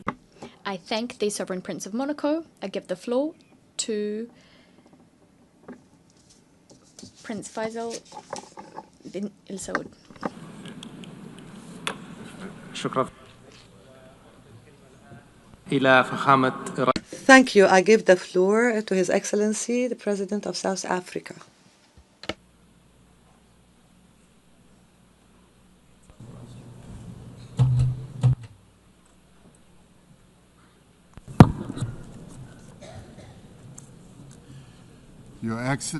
Your Excellencies, would like to thank France and the Kingdom of Saudi Arabia for convening this very crucial conference.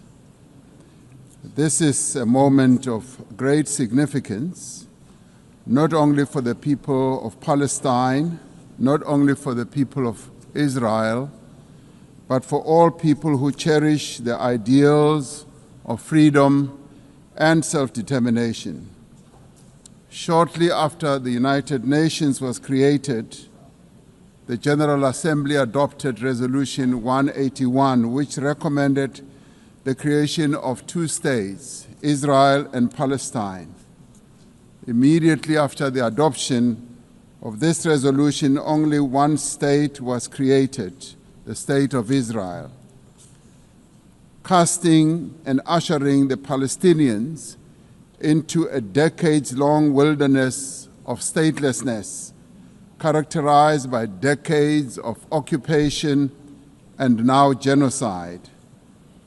I'd like to congratulate the President of France, President Macron, for today announcing a very bold decision to support the long overdue creation and the recognition of the sovereign state of Palestine. President Macron, I stand here to congratulate you and to congratulate others who have taken this step.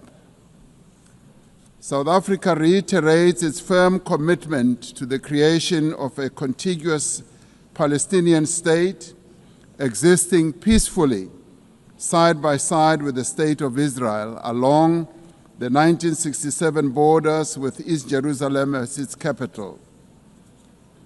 South Africa condemned the 7th October attacks by Hamas that resulted in the deaths of more than 1,200 people. In response to this attack, Israel has unleashed disproportionate punishment against the people of Palestine. And we say here today that the only solution to this conflict is a two-state solution. The viability of a two-state solution depends on full and universal respect for international law. All states, including the State of Israel, must comply with the collective obligations under international law. As the UN marks the 80th anniversary, we call on all member states to recognize Palestine and to act in solidarity with its people. To restore the prospects of a two-state solution, we call, firstly, for global recognition of Palestine and its sovereignty and territorial integrity.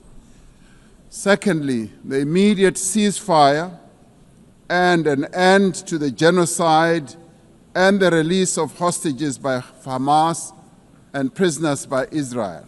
Thirdly, the full respect for international law, including the respect for UN resolutions and opinions and the decisions of the International Court of Justice. Fourthly, the removal of obstacles to the two-state solution, including a halt to illegal settlements and removal of the separation wall. Lastly, the restoration of the humanitarian aid and reconstruction of Gaza. This is a conflict that has gone on for almost as long as the United Nations has existed. And we say that as the international community, this conflict must end now, and we as the international community must act now also in unison. We must now work together to achieve a just and peaceful and lasting solution. I would like to welcome the demonstrable groundswell of support for the establishment of the much-awaited state of Palestine by 142 nations.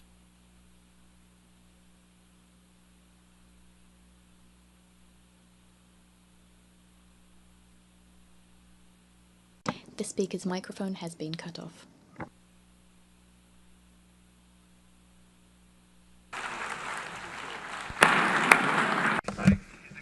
The President of South Africa. والآن أعطي الكلمة. I now give the floor to His Excellency President of Angola.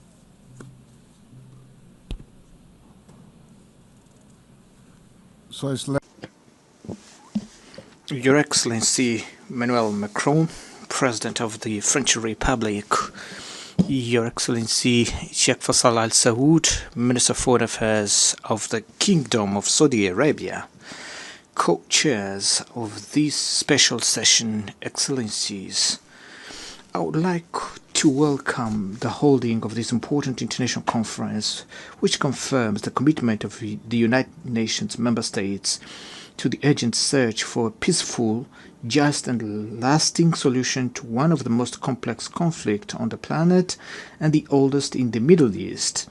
A special mention should be made to the French Republic and the Kingdom of Saudi Arabia, which have committed themselves very firmly and tirelessly in conducting this initiative.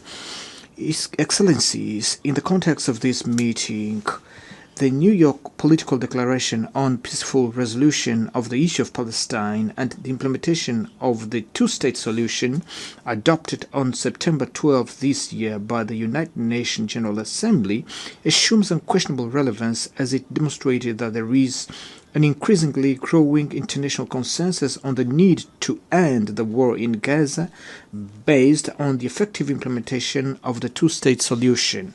This conflict, which lasted for decades and has an unusual level of violence, will not be resolved, as all evidence show, by resorting to weapons, no matter how sophisticated they may be.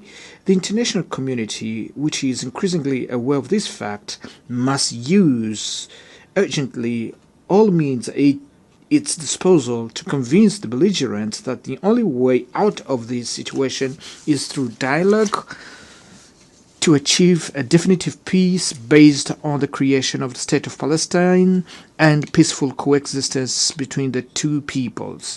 This is the position of the African Union, which also includes the principle that the East Jerusalem should be the capital of the independent and sovereign state of Palestine, and the Republic of Angola is unconditionally aligned with the African Continental Organization in this effort, in which we all are committed to the definitive resolution of this conflict. Excellencies, we are following with deep concern the alarming reports about the catastrophic humanitarian situation in the Gaza Strip, where entire communities, including many children, succumb daily to hunger and survive in subhuman conditions. Africa in general, and the Republic of Angola in particular, we have a firm position of condemnation of terrorism in all its forms and manifestations, and within this principle, we condemned the action that results in the death and kidnapping of a large number of people in Israel by Hamas. Therefore, we demand their urgent and unconditional release as a step towards creating the necessary condition for dialogue. Along with our unequivocal condemnation of this act of deliberate violence perpetrated against Israel civilian by Hamas, we also repudiate the disproportionate reaction of the State of Israel with the use of fighter jets, bombers, tanks, and heavily artillery against not conventional army, but against defenseless civilian population of Palestine, journalists, medical personnel, employees of United Nations and humanitarian organization agencies under the pretext of persecuting Hamas. We also condemned the instrumentalization of humanitarian assistance as a weapon of war due to its profoundly inhuman and difficult to justify. In the face of this tragedy, it is urgent that we call for an immediate suspension of measures that obstruct and jeopardize the fundamental rights of population of Palestine, including the right to life, medical care, and food. We view with great concern these acts of war carried out selectively by Israel in several countries in the region, in total disregard for the norms of international law and principles and values of the United Nations charters that do not produce other effect than lead to the resurgence of tensions and instability in the Middle East by destroying the prospect of resolving the conflict through dialogue and negotiations. Excellencies, the Republic of Angola, in an act of coherence and historic anticipation, formally recognize.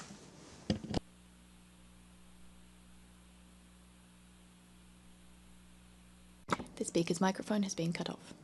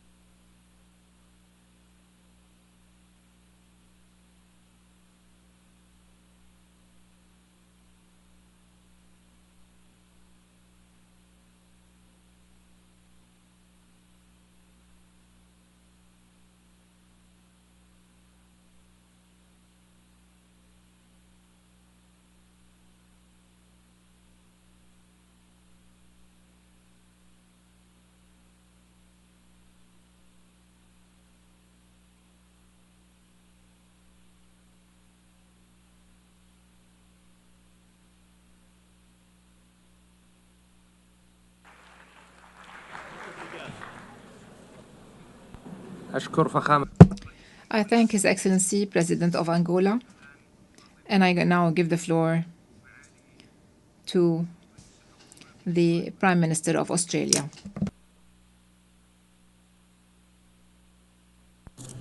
President Macron, Your Royal Highness, Secretary-General, colleagues. In 1947, Australia was proud to be the first member of the United Nations to vote for the plan that made the modern state of Israel possible.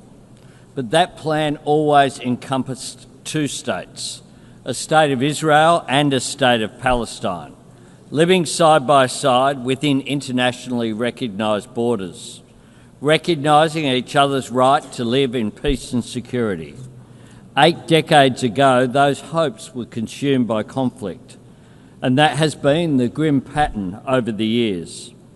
Opportunities not taken, compromises rejected, good faith betrayed, a cycle of violence that has crushed generations. We saw that in the horrific events of October 7, 2023. Hamas terrorists descending on a festival promoting friends, love and infinite freedom to perpetrate atrocities. One Australian, Galit Carbone, was among those killed. Australia embraces all who carry the weight of grief. We repeat our call for the hostages to be returned immediately and with dignity. And we stand with Jewish people everywhere who feel the cold shadow of history's darkest chapter in any act of anti-Semitism. Throughout this conflict, Australia has supported calls for a ceasefire, because every innocent life matters. Every Israeli life, every Palestinian life. Right now, Gaza is in the grip of a humanitarian catastrophe, and the Israeli government must accept its share of responsibility. Tens of thousands of civilians have been killed. Desperate people, including children, denied vital aid. Aid workers killed, including Australian Zomi Frankham. Journalists killed trying to bring the truth to light. This comes alongside the continued illegal expansion of settlements on the West Bank and an increase in settler violence. Threats to annex parts of Palestine and permanently displace the Palestinian people. Such conduct risks putting a two-state solution beyond reach. That is where the current road leads. We must choose a different path. We must break this cycle of violence and build something better. Yesterday, Australia recognised the state of Palestine.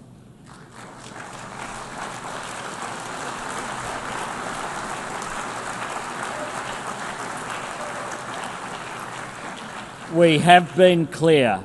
The terrorist organisation Hamas can have no role in Palestine's future. Our recognition was predicated on commitments from the Palestinian Authority, reaffirming Israel's right to exist in peace and security, that Hamas turn over its weapons to Palestinian security forces and never controls Gaza again, and the PA must demilitarise, hold democratic elections and undertake wholesale reform to governance, finance and education. The leadership of the Arab League has added strength to these commitments.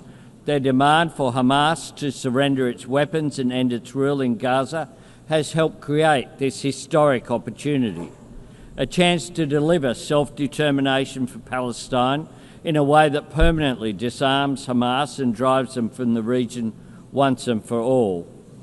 Recognising the aspirations of the Palestinian people is about more than a seat, a voice and a vote in the councils of the world. It is about real hope for a place to call home. This is the same hope that sustained generations of Jewish people, the same hope that binds us all to our countries and cultures and drives us to want a better life for our children. Working together, we can build a future where instead of children in Gaza dying in pain, living in fear or being taught to hate, they can go to school and build a life in larger freedom. That future depends on recognition being followed by reconstruction and reform. A credible, cooperative peace plan supporting recovery in Gaza and security for Israel. Establishing governance and excluding Hamas on the day after and every day after that. This is the next step we must take, and we must take it together. I thank you very much.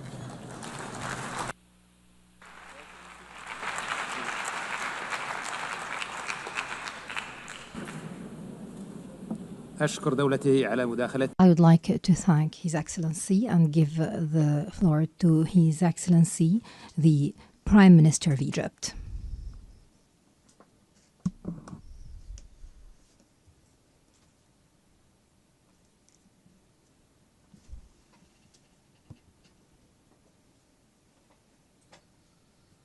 In the name of God, the compassionate, the merciful, Your Excellency President Emmanuel Macron, President of the Republic of France, Your Highness Prince Farhan, Minister of Foreign Affairs of Saudi Arabia, Your Excellency Antonio Guterres, United Nations Secretary General, ladies and gentlemen. Allow me at the outset to commend the efforts made by the Kingdom of Saudi Arabia and the Republic of France to organize this important conference. This conference embodies our collective commitment to the two-state solution as the only way to achieve a just and comprehensive peace in the Middle East. On behalf of Egypt, which for more than 40 years has led efforts to establish a just peace and stability in the Middle East, I address you today. Today more than ever, we need to emphasize that there will be no stability in the Middle East without a just and comprehensive solution that meets the legitimate aspirations of the Palestinian people to establish their independent state on the lines of the 4th of June 1967 with East Jerusalem as its capital. To put it bluntly, the two-state solution is not just a political choice or a moral obligation. Instead, it's a security imperative. The only path to a secure, stable, and prosperous Middle East is to guarantee the Palestinian people's right to freedom, dignity, and independence. Security will not be achieved in Israel through military force or attempts to impose a fait accompli. Ignoring Palestinian rights will only bring about more escalation and instability. The lack of a political horizon will open the door to more violence and radicalism. This has been proven by the successive developments in our region especially over the past 2 years. In this vein, I would like to stress Egypt's full condemnation of the ongoing Israeli aggression against the Palestinian territories and throughout the region. This includes the dangerous precedent of bombing the brotherly state of Qatar, which joins Egypt in the mediation effort to end the aggression on the Gaza Strip and restore stability. Ladies and gentlemen, the adoption of the New York Declaration by the General Assembly is a historic moment to renew the international community's commitment to fulfill the right of the Palestinian people to an independent state. Egypt hopes that this conference will see immediate, broad and unconditional recognition of the State of Palestine by the states that have not yet taken such a step. However, what is required of us today is to build on these developments. We need to take practical steps to relaunch a genuine peace process with a specific time frame. This will bring about a just and sustainable solution based on the recognized resolutions of international legitimacy. Egypt continues to make all effort to reach a ceasefire in the Gaza Strip. We clearly believe that reaching a ceasefire and ending the bloodbath in Gaza is possible, as it is obligatory and necessary. The report of the United Nations Independent International Commission of Inquiry raises the alarm bell. It awakens every human conscience.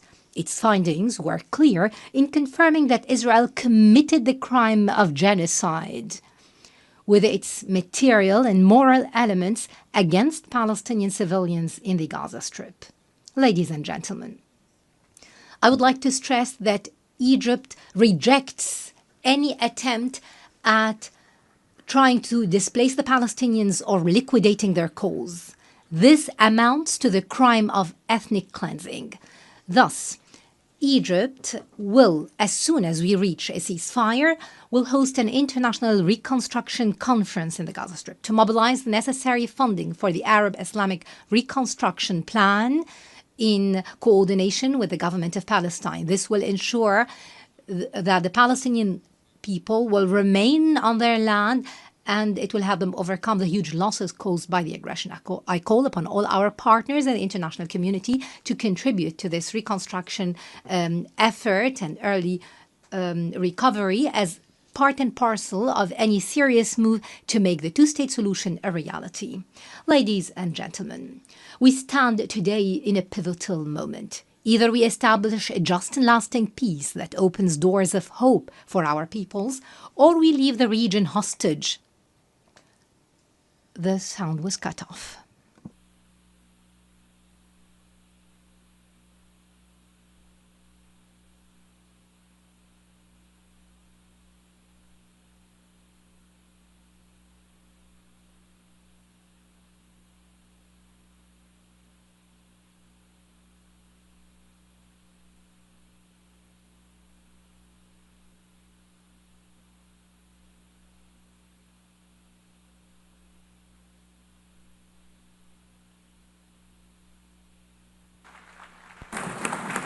I would like to thank His Excellency the Prime Minister for his statement and give the floor to the Prime Minister of Spain.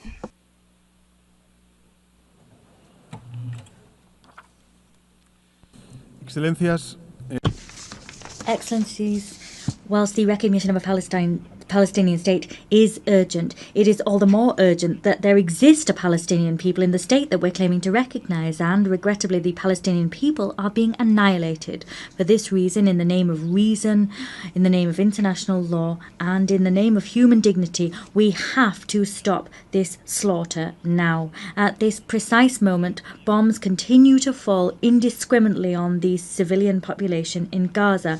Hunger is killing women, older persons, and children. Today, we take a crucial step forward in calling for a two-state solution at this conference. But let us be lucidly clear, there is no solution possible when the population of one of those two states is the victim of a genocide. We are all well aware that the only hope that civilians in Gaza have is that of knowing that the world does not forget them, and this conference nurtures that hope. It is an act of moral rebellion, an uprising against indifference and forgetfulness. Let us make this conference too a collective commitment to halting brutality and to paving the way for peace. Excellencies, this conference marks a monumental step forward, but it is not the end of the road. It only is and can only be the beginning. As such, I want to make two proposals. First, the State of Palestine must be a fully fledged member of the United Nations. As soon as possible, we must conclude the procedure to admit the State of Palestine to this organisation on an equal footing with the rest of states herein. Secondly, we have to immediately adopt measures to halt the brutality and make peace possible. Spain, of course, will adopt a plan with measures to halt the genocide in Gaza. We will continue to take brave measures shoulder to shoulder with anyone who wishes to join us, because Gaza needs it. Excellencies, history will judge us, and its verdict will be brutal with those that perpetrated this slaughter and with those who remain silent or turned a blind eye. We need to take a step forward so that reason can prevail, for diplomacy, for the respect for international law, for IHL, for common sense, and the most basic values that we hold as humankind. Let us make the 22nd of September the day that we remember as the first major step forward. Today, more than ever before, we cannot be indifferent to injustice. Thank you. أشكر دولته على مداخلته والآن أعطي الكلمة. I thank the President of the Government of Spain for his statement, and I give the floor to the Prime Minister of Canada.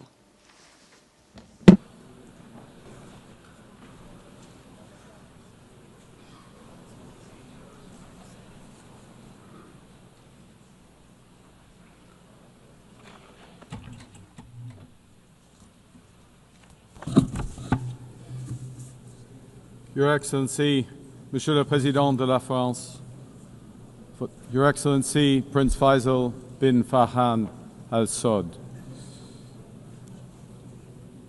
Since 1947, it has been the policy of every Canadian government to support a two-state solution for lasting peace in the Middle East. This position envisioned the creation of a sovereign, democratic, and viable state of Palestine, building its future in peace and security alongside the State of Israel. Over many decades, Canada's commitment to this goal was premised on the expectation that this outcome would be eventually achieved as part of a negotiated settlement. Regrettably, this possibility has been steadily and gravely eroded, including by the pervasive threat of Hamas terrorism to Israel and its people, culminating in the heinous attack of October 7th.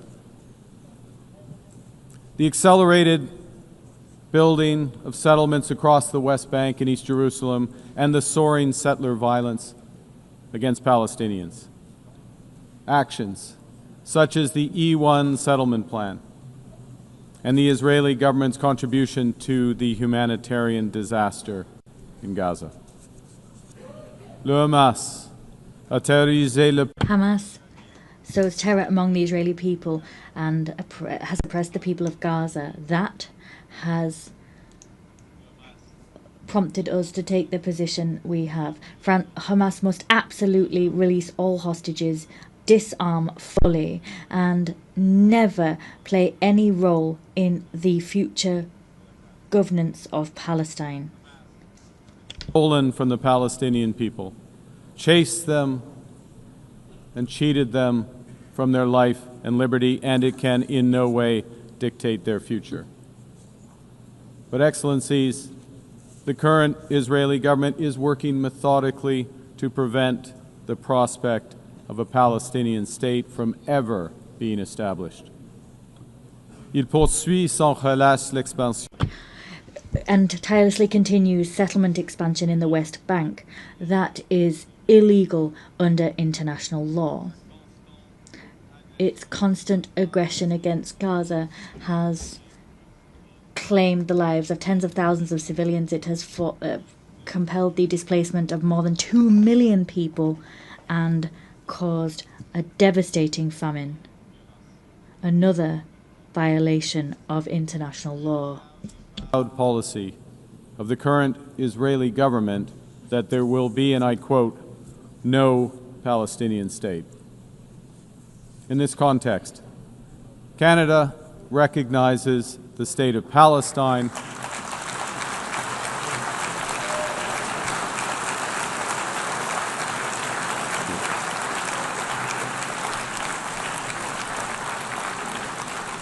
and we offer our full partnership in building the promise of a peaceful future for both the state of Palestine and the state of Israel.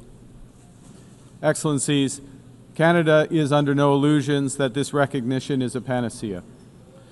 This recognition is, however, firmly aligned with the principles of self-determination and fundamental human rights in the UN Charter, and it is fundamentally consistent with the policy of the Canadian government for generations. We take this action as part of a coordinated effort led by France and Saudi Arabia, a coordinated effort to provide the possibility of peace and a two-state solution. Recognizing the state of Palestine, led by the Palestinian Authority, empowers those who seek peaceful coexistence and the end of Hamas. It doesn't legitimize terrorism. And in no way does it compromise Canada's steadfast support for the State of Israel, its people, and their security, because that security can only be ultimately guaranteed through the achievement of a comprehensive two-state solution. Canada will take the efforts it needs to make to support the Palestinian Authority in implementing its program. With our international... The microphone has been cut off.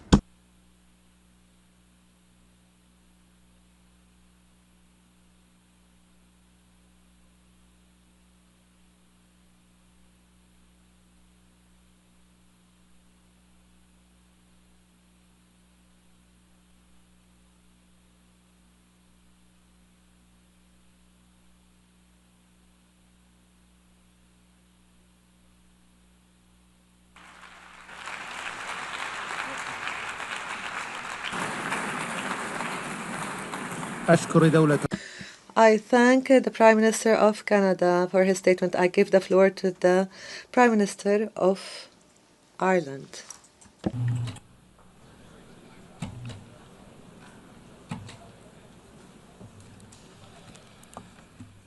Presidents, co-chairs, may I begin by thanking France and the Kingdom of Saudi Arabia for convening us today, and I commend them for their leadership on this most vital of issues.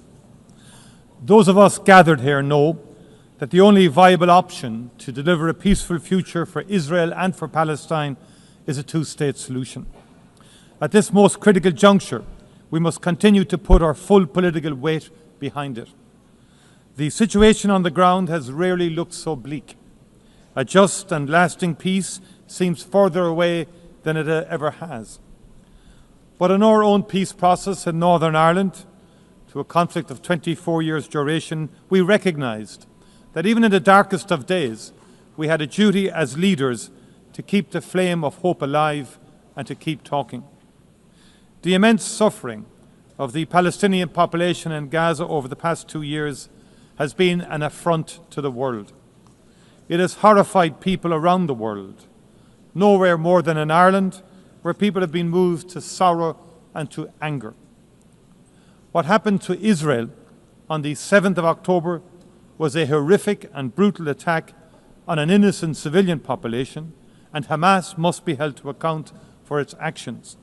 It was an appalling act of crime, war crime. But it cannot justify what has happened since. More than 65,000 people killed in Gaza. Horrifically, more than 20,000 of them children. The use of food as a weapon of war, with scarcity becoming hunger, becoming famine. Hospitals attacked. homes and schools destroyed, thousands of years of culture wiped out, people shot as they desperately seek food for their families, doctors, aid workers, journalists targeted and killed. We have reached a point where what has been credibly described as a genocide is being carried out in front of the eyes of the world. It would be easy to just despair, but we must not. Gaza must move us to action. And there are still humanitarian workers, medics, journalists determined to do their best for the people of Gaza and for Palestine. They are doing so with the most extraordinary courage and without regard to their own safety. To honour them and the Palestinian people, it is right that we as political leaders play our part too. And the only way to end the appalling cycle of violence is to forge a political path. And the only credible destination is a two-state solution, with Israel and Palestine living side by side in peace and security. And that is why Ireland last year, with Spain, Norway and Slovenia, recognized the state of Palestine.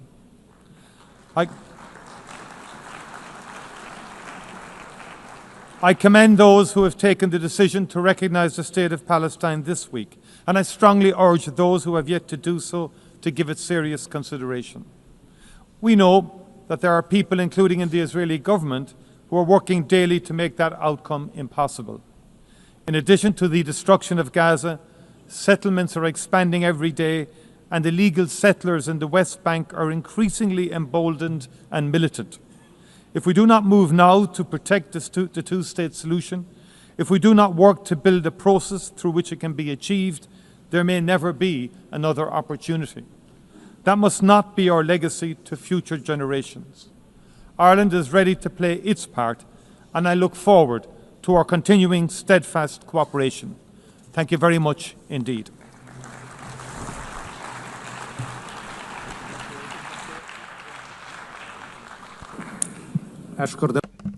I thank His Excellency for his statement, and I now give the floor to the Prime Minister of Belgium.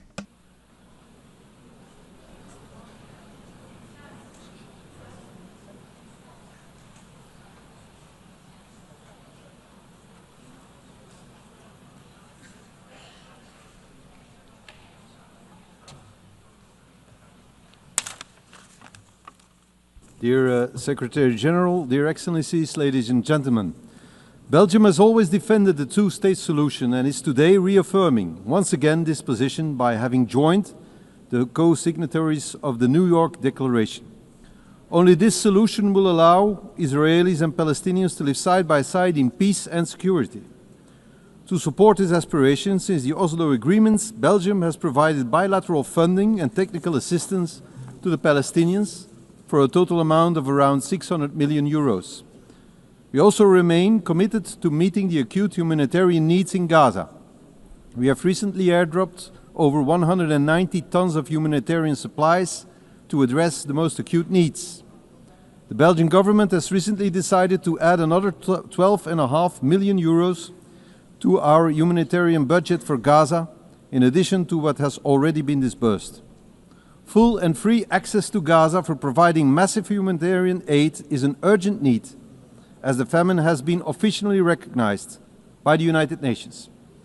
Ladies and gentlemen, the resumption of settlement activities in the West Bank, particularly the E1 project, the military occupation aimed at the full occupation of Gaza, as well as the indescribable humanitarian crisis, all raise fears today that, in the absence of an international response confirming the need to keep the prospect of a Palestinian state alive, peaceful and sustainable coexistence in two states may no longer be possible.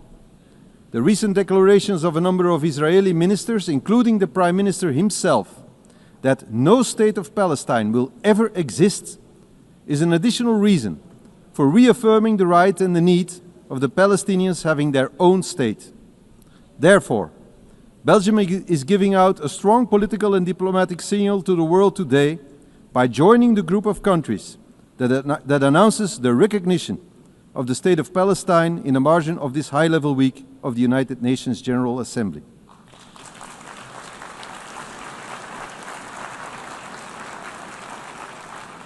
We are thus joining the initiative of France and the Kingdom of Saudi Arabia as advocated in the resolution adopted by the Belgian Parliament.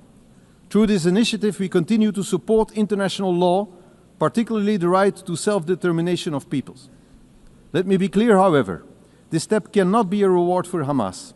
Conscious of the trauma suffered after the Hamas terrorist attack on October 7, 2023, Belgium will proceed to the legal recognition of the State of Palestine once all hostages have been released and all terrorist organizations, such as Hamas, have been removed from the governance of Palestine.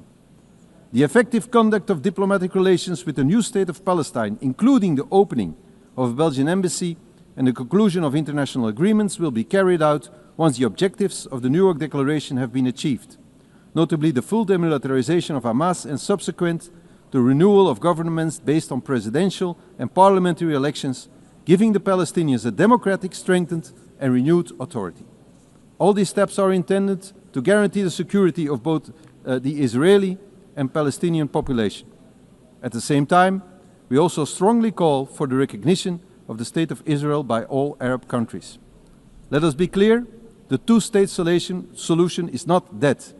It is bruised, but it can be revived, and it must be for the sake of both peoples. I thank you.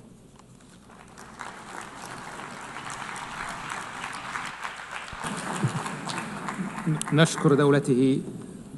We thank His Excellency, and I now give the floor to His Excellency Prime Minister of Norway.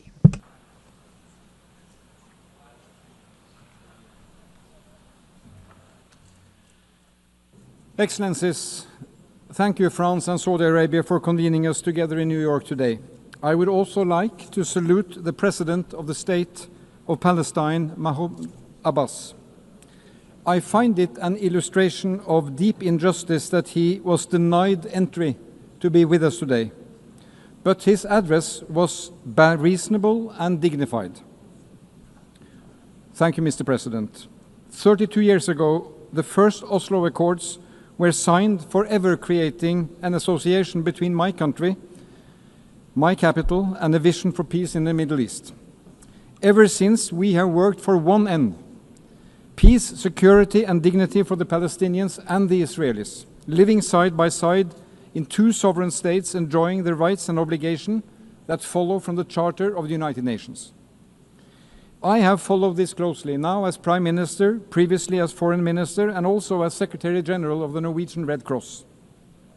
Today's conference marks a historical high point of international support for and recognition of the State of Palestine. At the same time, the situation on the ground is perhaps the furthest we have been from its realization. The situation in Gaza is catastrophic. The governance structures created by the Oslo Accords are driven to the verge of collapse, and the encroachment of Palestinian territory continues. Yes, it is complex, but it is true. The two-state solution is the only credible path to peace and security for both Israelis and Palestinians. An occupying power cannot have a veto over what happens in a territory it is unlawfully occupying. The Palestinian people have the right to self-determination, as do the Israeli people. Last year, therefore, Norway, along with Spain and Ireland and Slovenia, recognized the State of Palestine. We welcome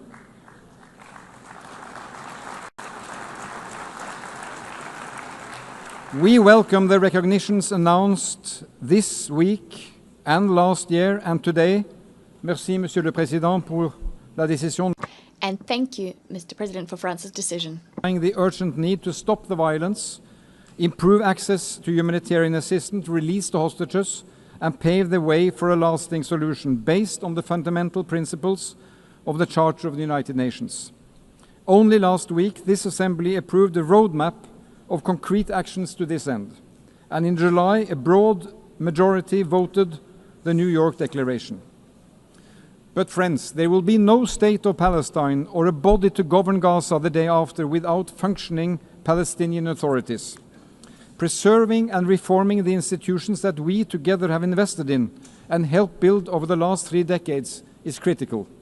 It is critical for the well-being of the Palestinian population and its desperate hour. And it is critical for peace and security also for Israel. The alternative is chaos or worse. It is the strongest rejection we can come up with of Hamas and terrorism to recognize a Palestinian state under the Charter of the United Nations. Norway will continue to support the Palestinian government, including through emergency funds we are mobilizing with other donors. And we continue to call on Israel to release the tax revenues owed to Palestine. These revenues are desperately needed to fund schools, hospitals, and the police. So, friends, this is a time to stand up and be counted. As defenders of human dignity and human rights, as defenders of a world with firm laws and rules, as defenders of peaceful resolutions. For 80 years, the UN has been a family of nations. The state of Palestine belongs to this family. Thank you.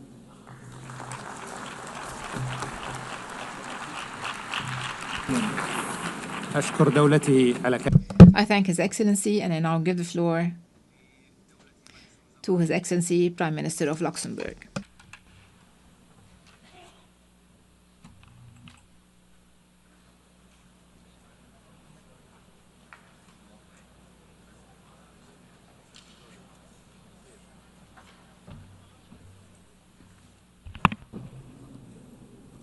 Monsieur le Président, Your Royal Highness, ladies and gentlemen, there are moments in history when the cause of peace demands both moral clarity and political courage. 8 years ago was such a moment. The founding of the United Nations was an act of courage, guided by a clear vision of a world based on universal values and principles of peace, freedom, and justice. Today, again, is such a moment in history. Luxembourg stands here today as a partner to all those who believe that diplomacy still matters, that it can make a difference. We want to remain true to their promise made 8 years ago.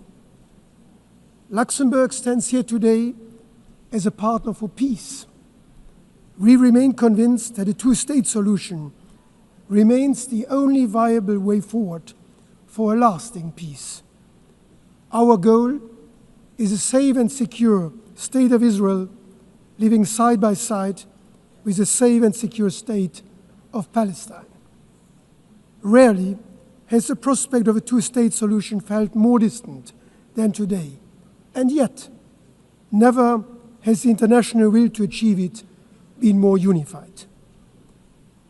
When doubts grow, we must face them with the certainty of hope. That is why I solemnly declare that as of today, Luxembourg formally recognizes the state of Palestine.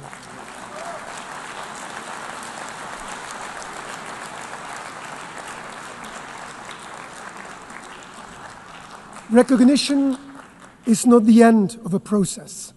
It is the beginning of a renewed commitment to hope, a commitment to diplomacy, to dialogue, to coexistence, and a two-state solution, to the idea, fragile but still possible, that peace can prevail.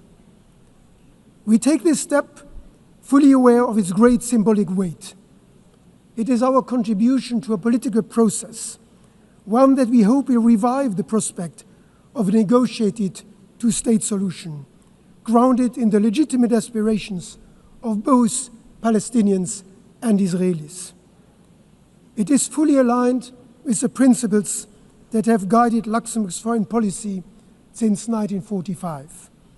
Respect for international law, the promotion of a rules-based order, and the values enshrined in the UN Charter. And let me be clear, this is not a decision against Israel or its people, a people with which my country shares strong historic ties, and whose right to live in peace and security we have been fully upholding since 1948. Luxembourg has been and will remain a friend of the people of Israel and Jews around the world. And with the same clarity, let me say that it is not a decision to reward violence or endorse any actor who undermines peace. Luxembourg condemns, in the strongest possible terms, the atrocities of October 7, and we call for the immediate and unconditional release of all hostages. And in line with the New York Declaration, we expect the Palestinian leadership to live up to the responsibilities of statehood. The road ahead will not be easy. We do not claim this recognition alone will change the course of the conflict, but we hope it will contribute to restoring momentum to the political horizon that has been lost. Peace is not simply declared. Real peace, lasting peace is built step by step, brick upon brick. Let this recognition be a message to grieving families, to hopeful children, and to all those who have not yet given up. Thank you.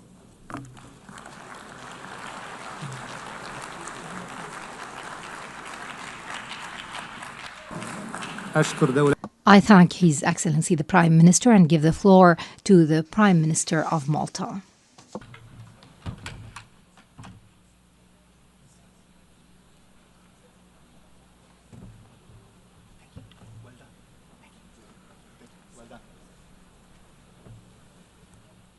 Excellencies, dear friends, let me begin by stating clearly and unequivocally that the Republic of Malta is proud to confirm our official recognition of Palestinian statehood.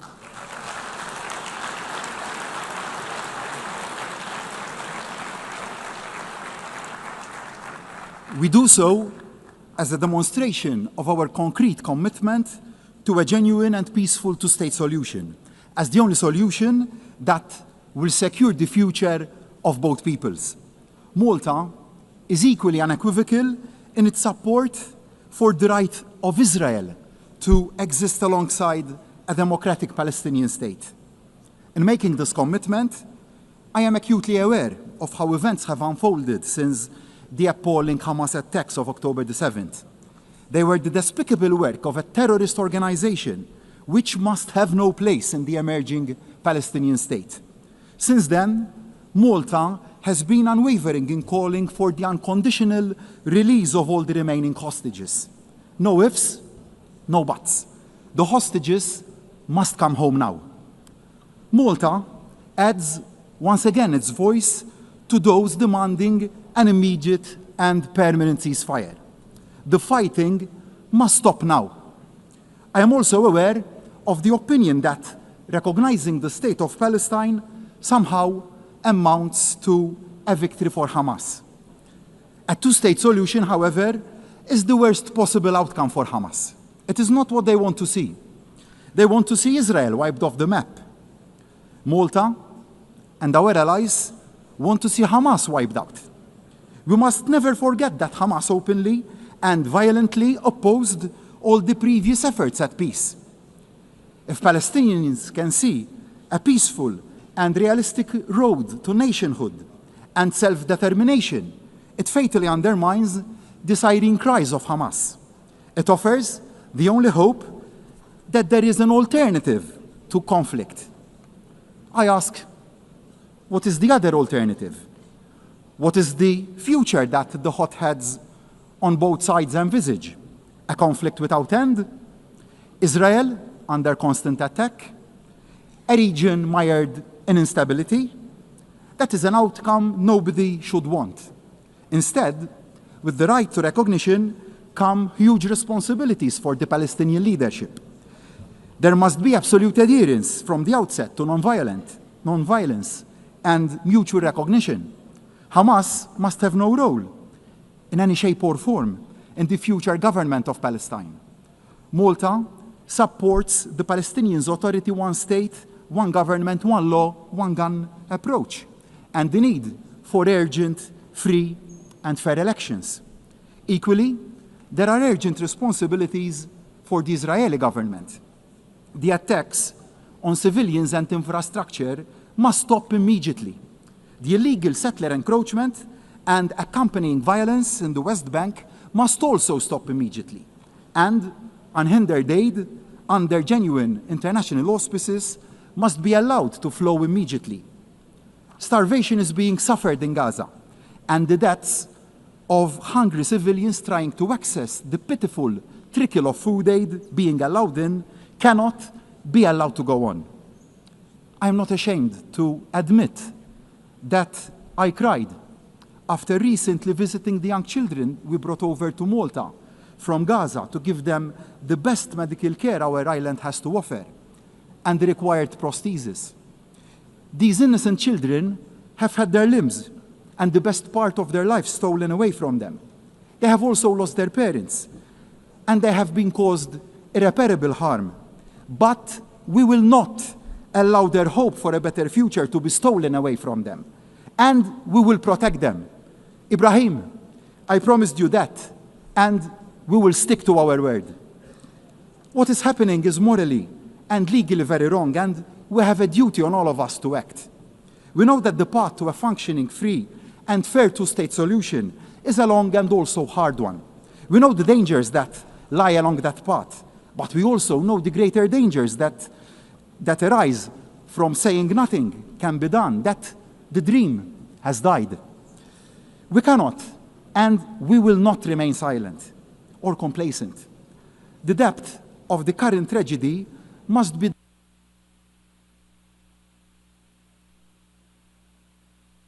The speaker's microphone has been cut off.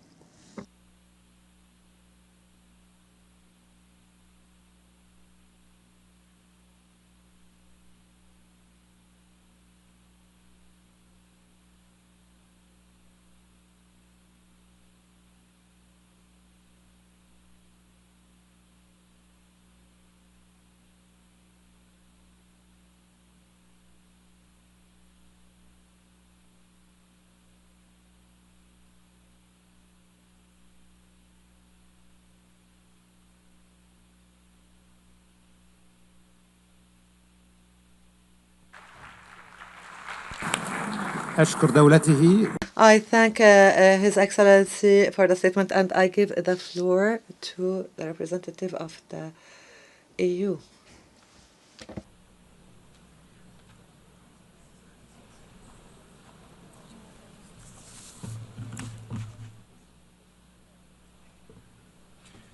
Monsieur le Président, Altesse Royale, President, Your Royal Highness, Excellencies, I would like to thank the initiative of France and Saudi Arabia, the initiative being to gather us at a critical juncture for peace in the Middle East.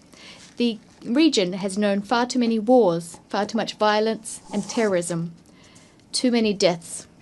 Today in Gaza, we are facing a humanitarian catastrophe. We see families broken, famine used as a weapon of war. This disaster must end.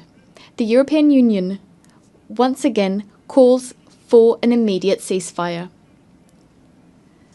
unfettered humanitarian access, and an end to insecurity. We want the immediate and unconditional release of all hostages. We condemn the military offensive underway in Gaza. We also firmly condemn the violent escalation in the West Bank. We call on Israel to put an end to the aforementioned operations, to stop the illegal settlements. Excellencies, today, thanks to the impetus provided by this conference, the State of Palestine has been recognized by the majority of EU member states. Nonetheless, we must be clear-eyed about the day after. There is no room for Hamas, for terrorism. There is no room for illegal settlements. There's no room for deaths of innocent civilians. Nowhere, neither in Gaza nor in the West Bank, nor in East Jerusalem. nor in Israel. There's only one way forward, and that's the two-state solution. The State of Israel, secure and recognized by all members of this General Assembly, and the State of Palestine, democratic, independent, viable. Two states living side by side in peace. The time for peace has come, and we're duty-bound to live up to the times we face. I thank you.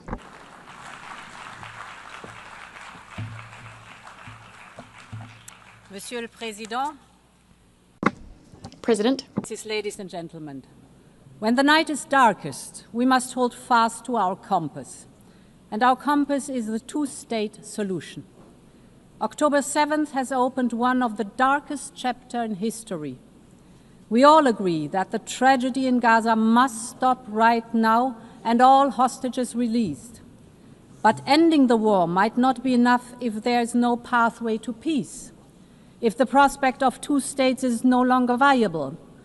And as we speak, the two-state solution is being undermined, and this cannot be, because the only realistic peace plan is based on two states, with a secure Israel, a viable Palestinian state, and the scourge of Hamas removed. Since the beginning of this war, Europe has been the lifeline of the Palestinian Authority. We have put together an unmatched and unprecedented financial package of 1.6 billion euros. But as the very survival of the Palestinian Authority is at stake, we must all do more. And this is why we will set up a Palestine donor group. Any future Palestinian state must be viable, also from the economic point of view. And this can be achieved also with the support of the Palestinians' neighbors. We Europeans will set up a dedicated instrument for Gaza's reconstruction in coordination with other donors' efforts. Gaza must be rebuilt, the Palestinian economy must be relaunched, and I invite all of you to join in the effort to make this happen. Of course, in the end, only the Israelis and the Palestinians can agree on the way forward. But the international community has so much to contribute. We can facilitate, we can rebuild, but most importantly, we can keep hope alive. Thank you very much.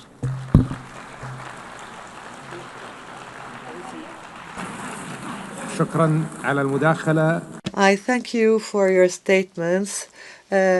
Given the limited remaining time, we ask the Excellencies to limit their statements to 2 minutes, after which the microphones will be cut off. I give the floor now to the Minister of Foreign Affairs of Italy.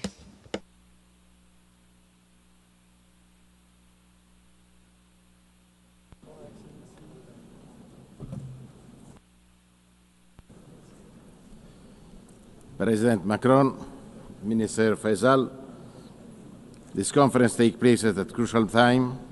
The humanitarian situation in Gaza is catastrophic. Our position is clear. Italy is against the occupation of Gaza Strip and against any idea of displacement of its population. Italy condemns also the recent attack against Doha, but we encourage Doha to continue in the crucial effort to mediate together with Egypt and the United States to reach a ceasefire. We deplore the decision of the Israel government to expand settlements in the West Bank. We also condemn in the strongest terms, the recent terrorist attacks carried by Hamas against the Israeli civilian population in Jerusalem. We are fully convinced that a path to peace is still possible. Like Pope Leo said, we cannot abandon the hope for peace. Italy strongly supports the dream of the Palestinian people to have a state. We will continue to support the Palestinian Authority in its reform. We will work hard for two-state solutions with the peaceful coexistence of the Palestinians and Israelis. It is the only solution to ensure a future of peace and prosperity in the Middle East. For this goal, it's crucial to reach the ceasefire, the liberation of the hostages, and the assumption of full humanitarian access. From the beginning of the conflict, Italy provided thousands of tons of aid to the Palestinian population. We also organized medical evacuation to cure in Italy hundreds of Palestinian children. We know this is not enough. We must interrupt the cycle of violence. The message from New York is clear. Israel, stop bombing. Hamas, freedom immediately for the hostages. We must focus on the day after. It should meet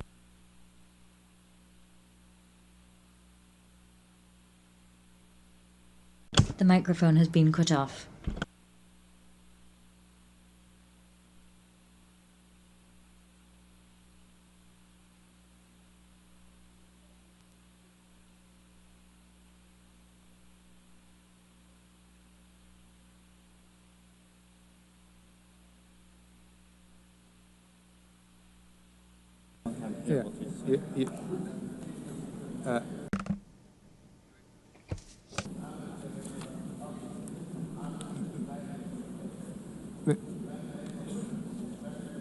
Minister.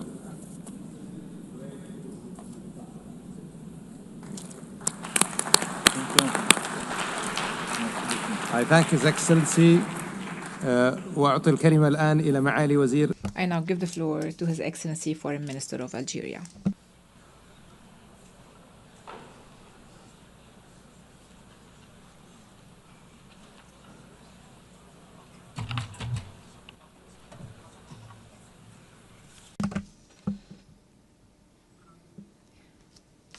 I thank the co-presidency of this conference. Algeria welcomes the convening of this conference, which is the fruit of an international consensus. This consensus is the main guarantor for a just, lasting, and final settlement to the Israeli-Palestinian conflict. This international consensus is a strong barrier against Israeli expansionist policies under the guise of the Greater Israel myth. This international consensus is the most powerful response to the illusions of the Israeli occupation and its belief that it alone holds the power to veto the establishment of the Palestinian state on the land of Palestine. It is time for concrete action to realize and enforce this consensus on several levels. The first level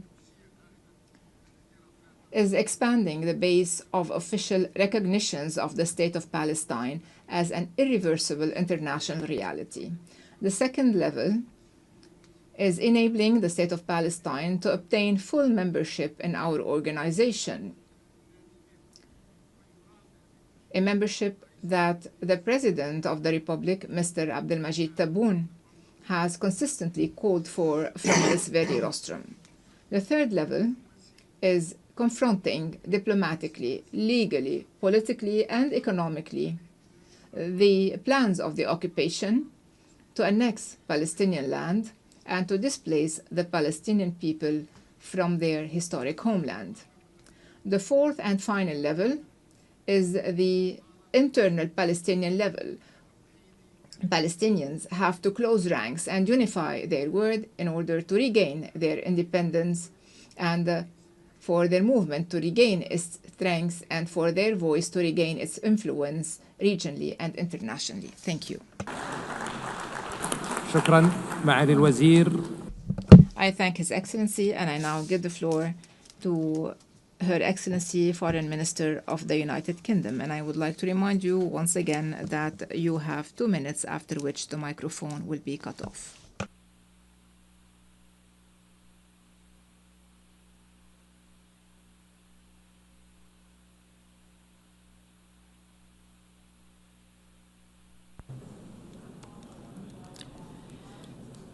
Thank you, Chair. Thank you, Your Excellencies, President Macron and Prince Faisal. I stand before you today beneath the emblem of the United Nations to confirm the historic decision of the British government to recognise the State of Palestine.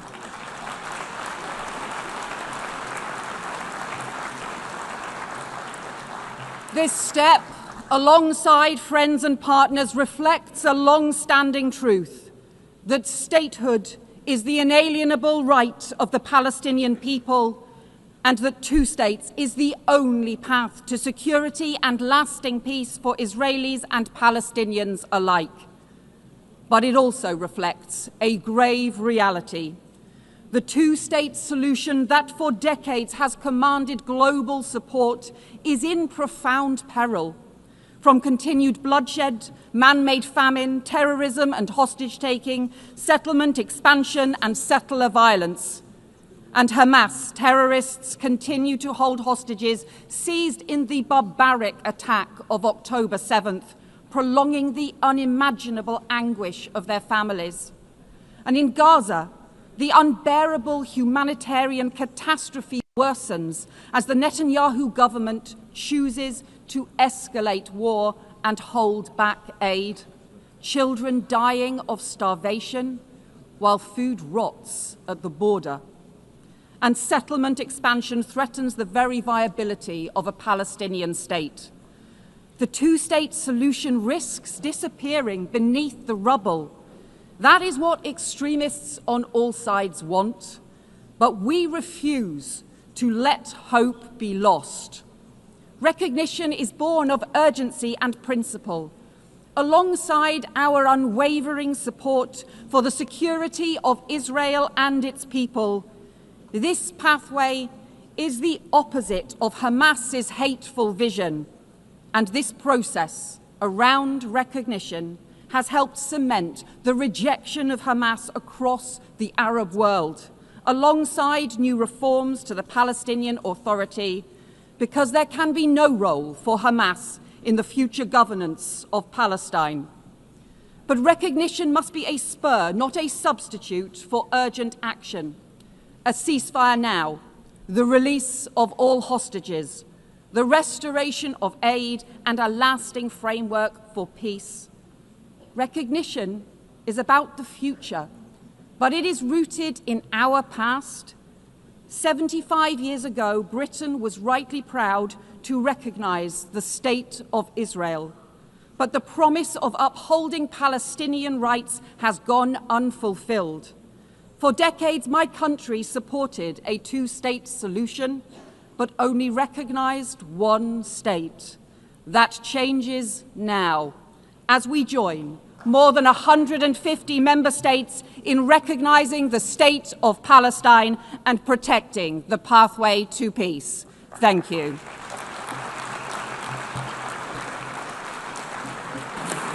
Thank you, Yvette. I thank Her Excellency, and I now give the floor to the Foreign Minister of Mexico.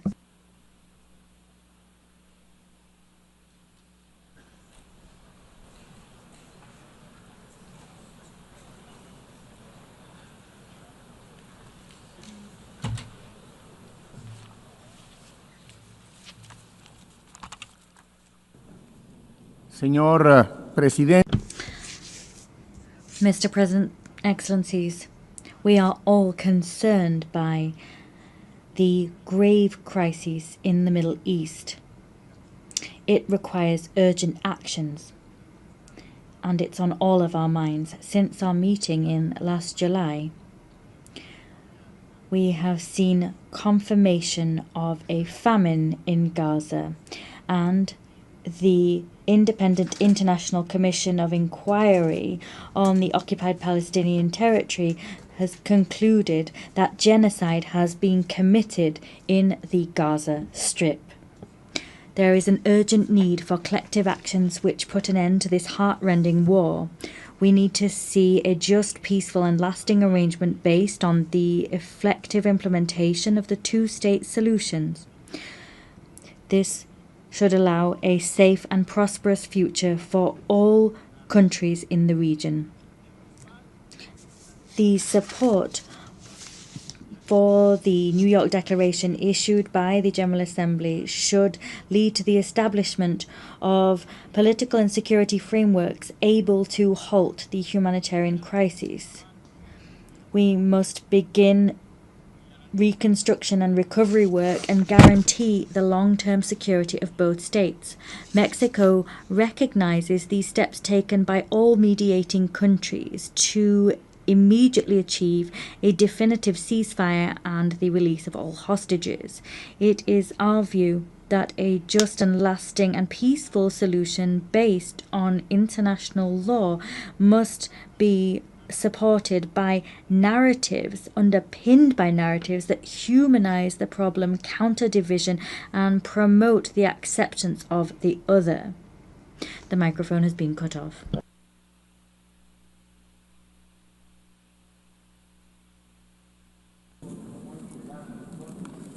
Your Excellency, Mr. Minister, I would like to draw the attention of the Minister that his mic is no longer working.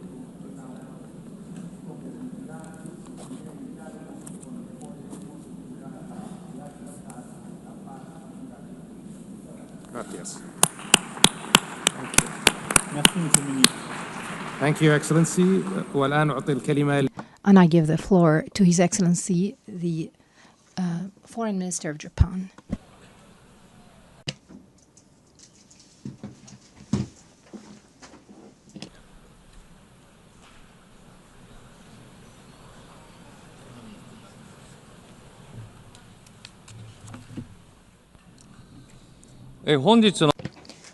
At the outset, I wish to express my profound respect and sincere appreciation to France and the Kingdom of Saudi Arabia for their leadership in convening this high-level conference. Together with Norway, we have had the honor of serving as co-chair of the working group on the economic viability of Palestine, engaging in sincere and constructive discussions with UN member states and international organizations. Urgent action is required to address the fiscal challenges facing the Palestinian Authority, sustained support for the PA, concerted engagement by the international community with Israel, and reforms undertaken by the PA itself. Japan continues to make tangible contributions, including recent financial assistance through the World Bank. Yet today, the situation has reached an extremely grave and alarming juncture that threatens to erode the very foundation of a two-state solution.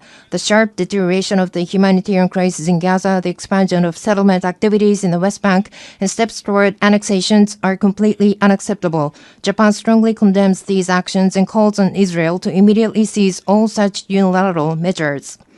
At the same time, Hamas must release all hostages and disarm. Japan has consistently supported a two-state solution. For my country, the issue of recognizing a Palestinian state is not a matter of if, but of when. While carefully monitoring developments in the region, Japan will continue its comprehensive deliberations with even greater seriousness. Above all, what matters most is that Palestine can exist in a sustainable manner, living side by side in peace with Israel. Japan will continue to play a realistic and proactive role in advancing toward the goal of a two-state solution, even by a single step. Should Israel take further actions that block the path to the realization of a two-state solution, Japan will be compelled to introduce new measures in response. Japan fully supports the aspirations of the Palestinian people to establish their own independent state.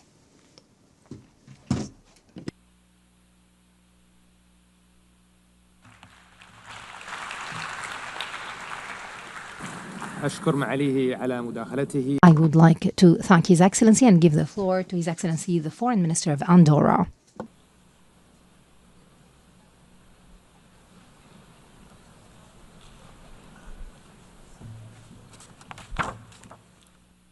Messieurs les Présidents, Excellences. Presidents, Excellencies, ladies and gentlemen, the situation in Gaza has become unbearable. Civilian victims, mostly women and children, run into the tens of thousands. Humanitarian access has been seriously hindered. Hunger is a weapon of war. Forced displacement has taken on outsized proportions. Faced with this human tragedy, we reiterate our call for an immediate ceasefire and the need to ensure a lasting end is put on this terrible conflict. The only credible path out of this conflict, ladies and gentlemen, is the two-state solution. The 12th September vote did not leave a shadow of a doubt. This assembly, by an overwhelming majority, believes that the Palestinian people should live in peace and security within their own state, side by side with the State of Israel. With this widely shared assessment in mind, the government of Andorra approved the recognition of Palestine. We will continue to forcefully call for the release of all hostages, for the disarmament of Hamas, the perpetrators of the atrocious 7th of October 2023 attacks, and for the advent of a Palestinian state that's been demilitarized and that exists under the reformed authority of a government that excludes Hamas. When the conditions are in place and if we can guarantee the full regional integration of Israel, this recognition will take its effect.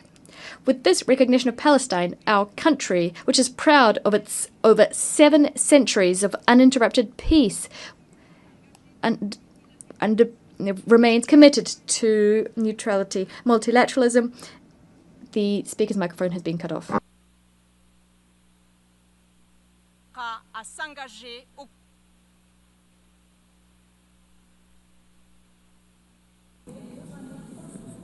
Your Excellency,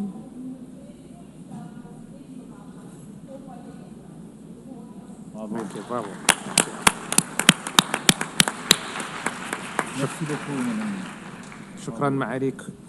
Thank you, Your Excellency. I give the floor now to the Deputy Prime Minister of Slovenia.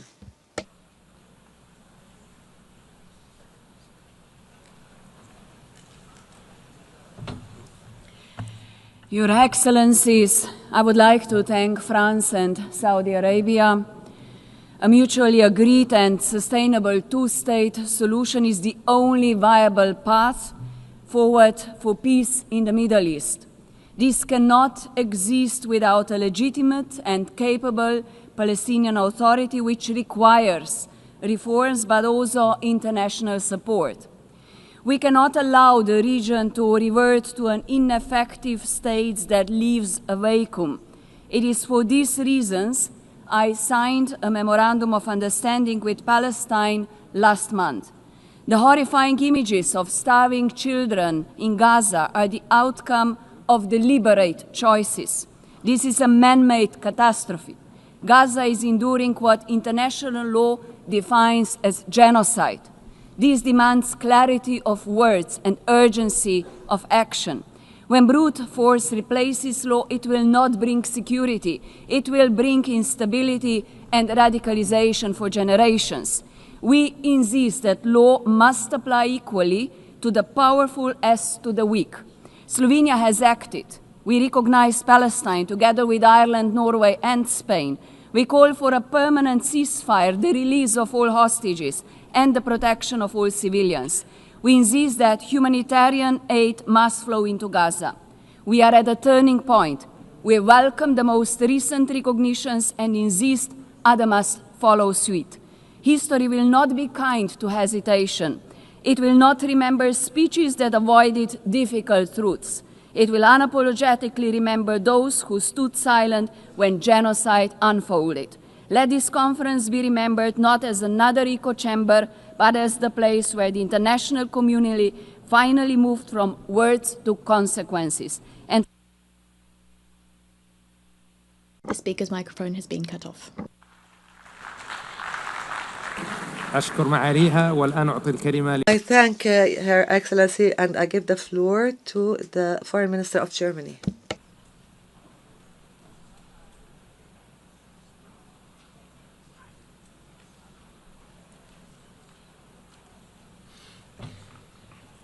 Excellencies, ladies and gentlemen, across Gaza, people are living through hell on earth. Tens of thousands of people have died. Hundreds of thousands are starving. Colleagues, the horrendous terrorist attacks of October 7 and the most brutal war that followed have made it very clear.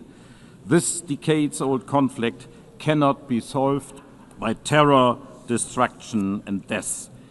It can neither be won nor managed. It needs to be resolved. We are well aware that today a two-state solution appears more distant than ever. We are well aware that steps are being taken as we speak to bring it further out of reach. We are meeting today because we are convinced there can be a better future.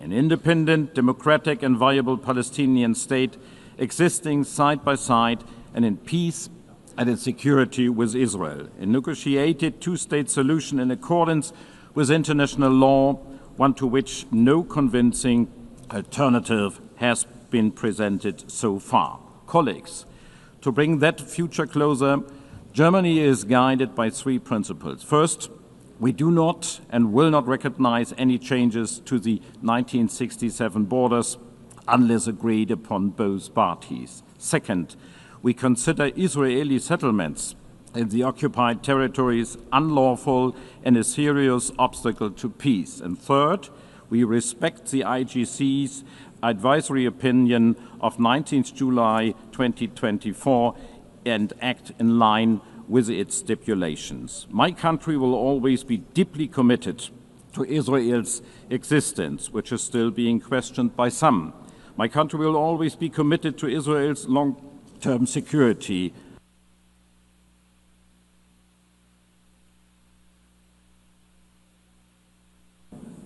Microphone has been cut off.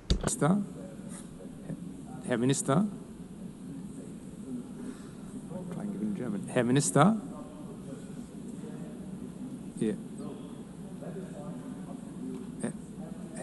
Herr Minister, Ihr Mikrofon ist ausgeschaltet. Thank you. Thank you, Your Excellency. شكرا معالي الوزير. والآن Thank you, Excellency. I now give the floor to the Foreign Minister of Denmark.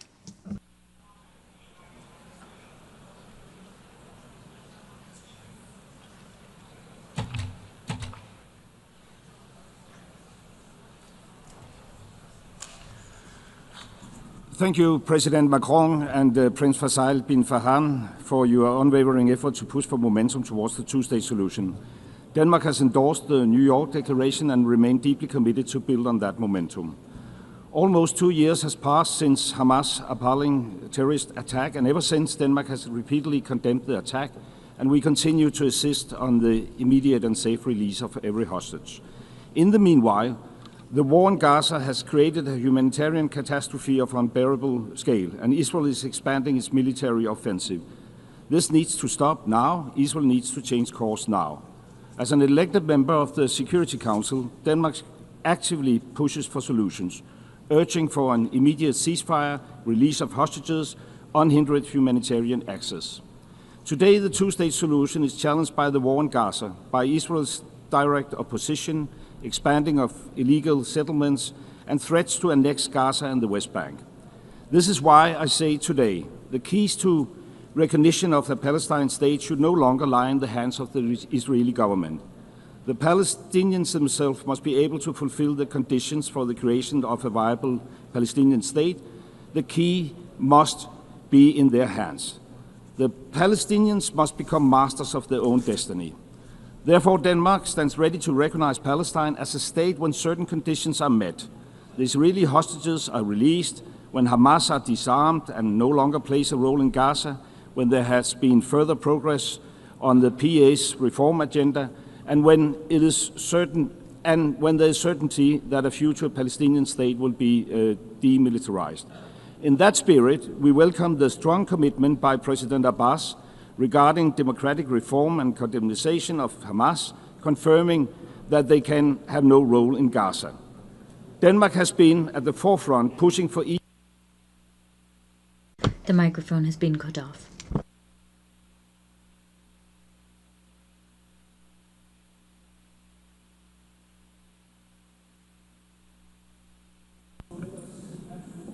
Your Excellency,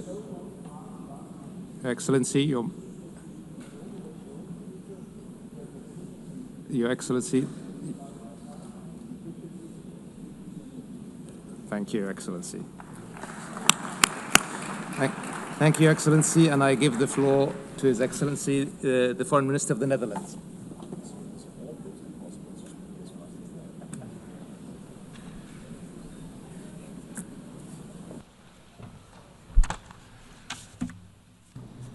Your Excellencies, today we unite as international community to voice our support for the two-state solution. Allow me to thank France and the Kingdom of Saudi Arabia for providing this opportunity. We must bring an end to this continuous cycle of violence and suffering that Palestinians and Israelis have for long endured. We have both the ability and the obligation to provide hope and a future to those who seek peace and reconciliation. The horrendous war in Gaza must end now, and the worrying tide in the West Bank must be turned. With this in mind, we put our signature under the New York Declaration. And with this in mind, we have taken and will take steps to preserve the two-state solution and alleviate the immense suffering of the people of Gaza. A full course correction is needed, and the steps the Netherlands takes at the national and European level should force Israel to change its course. A legitimate and democratic Palestinian Authority with full control of the Palestinian territories is critical for achieving a viable Palestinian state. Hamas can have no role in future governance, must release all hostages and lay down its arms, and any future solution must guarantee the security of Israel, as we remain fully aware of the intention of Hamas and its likes. The Netherlands will recognize the Palestinian state at a later stage as part of a political process that should commence now. In the meanwhile, we actively contribute, for example, through hosting the Global Alliance or through the Ad Hoc Liaison Committee, and all of the areas identified in the annex of the New York Declaration currently count on Dutch support. We must continue to build on the outcomes of this conference and maintain momentum. An independent Palestinian state alongside a secure Israel. The speaker's microphone has been cut off. Thank you, Your Excellency. I now give the floor to His Excellency, Minister of State of Qatar.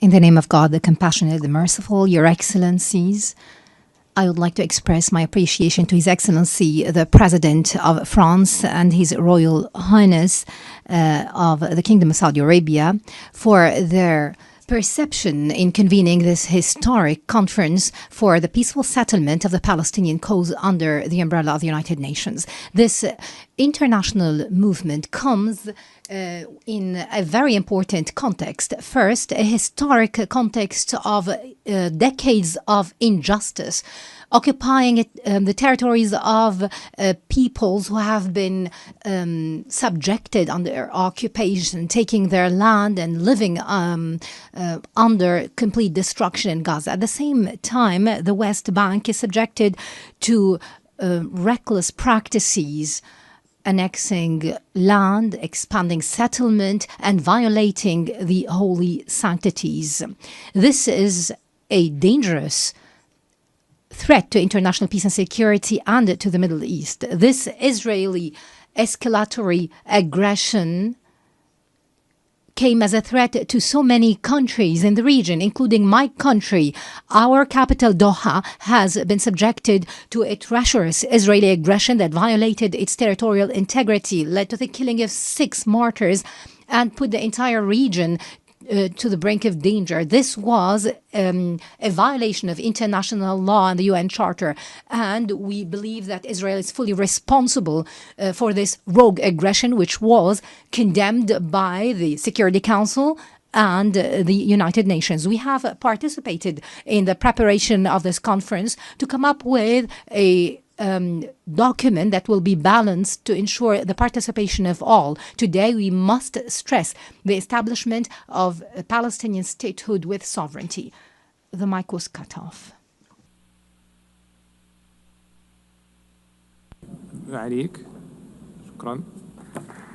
Thank you, Your Excellency. I would like to thank you, Your Excellency, and give the floor to His Excellency, the Minister of State in the UAE.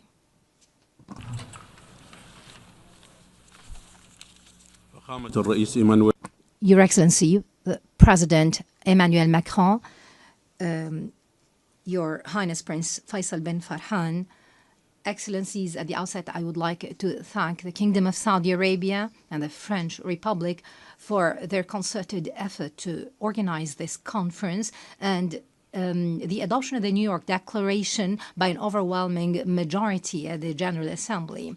This would lead to the establishment of an independent, sovereign Palestinian state living in peace and security alongside the State of Israel. We welcome the growing international recognition of the State of Palestine. We call upon the states that have not yet recognized the State of Palestine to do so.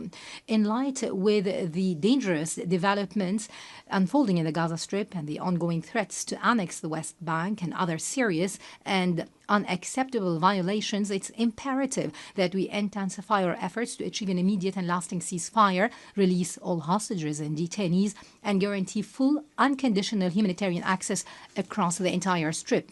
We have to support the mediation efforts by Egypt, Qatar, and the USA. We call upon the Security Council to uphold its legal and moral responsibilities by taking measures to deter Israel and stop its violations in the occupied Palestinian territories and acts of aggression across the region. We caution that this would have grave risks to regional and international security and peace.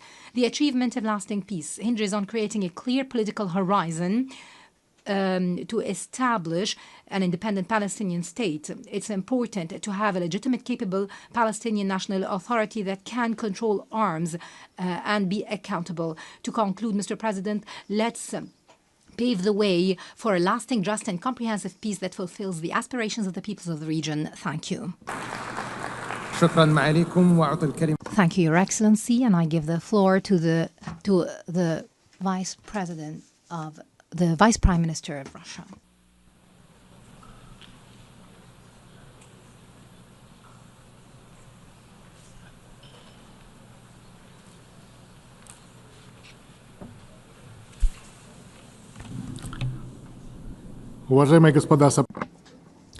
Distinguished co-chairs, ladies and gentlemen, what's happening in the Middle East has exceeded all thinkable and unthinkable limits over the last 3 years.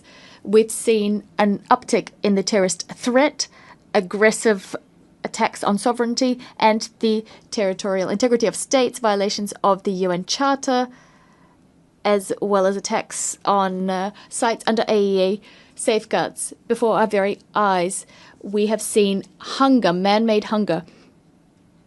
We're seeing queues, people queuing for foodstuffs. 50,000 people, children have died, and many children are suffering from malnutrition. According to the OCHA representative, the city of Gaza has been handed down a death sentence. The Israeli leadership has announced it will be annexing a large portion of the West Bank, building up E1, that sector, and thus doing a blow to the establishment of a continuous state of Palestine with East Jerusalem as its capital. Palestinians are being subjected to unspeakable suffering, as well as having their hopes for a better future taken away from them. And this at a time when we commemorate the 80th anniversary of the end of World War II and the establishment of the UN. Many states promised the recognition of Palestine some time ago, and today they made good on that promise. They did this 80 years after the adoption of a key decision, Resolution 181 of the UNGA, with the partition plan of former Mandate Palestine into 2 states. I'd like to remind you that Russia, much like the overwhelming majority of the world's states, 149 states, long ago recognized the legitimate rights of Palestinians to return to their own state. And we did this without waiting for this current human tragedy. The speaker's microphone has been cut off.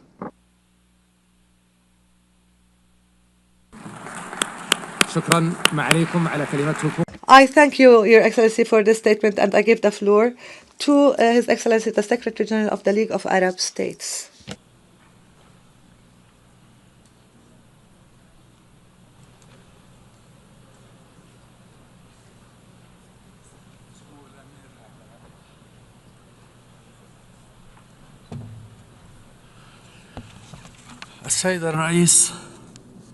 Your Excellency, we face an extraordinary moment by all standards and means, while the Israeli occupation is seeking now to bury the project of the Palestinian state on the streets of Gaza.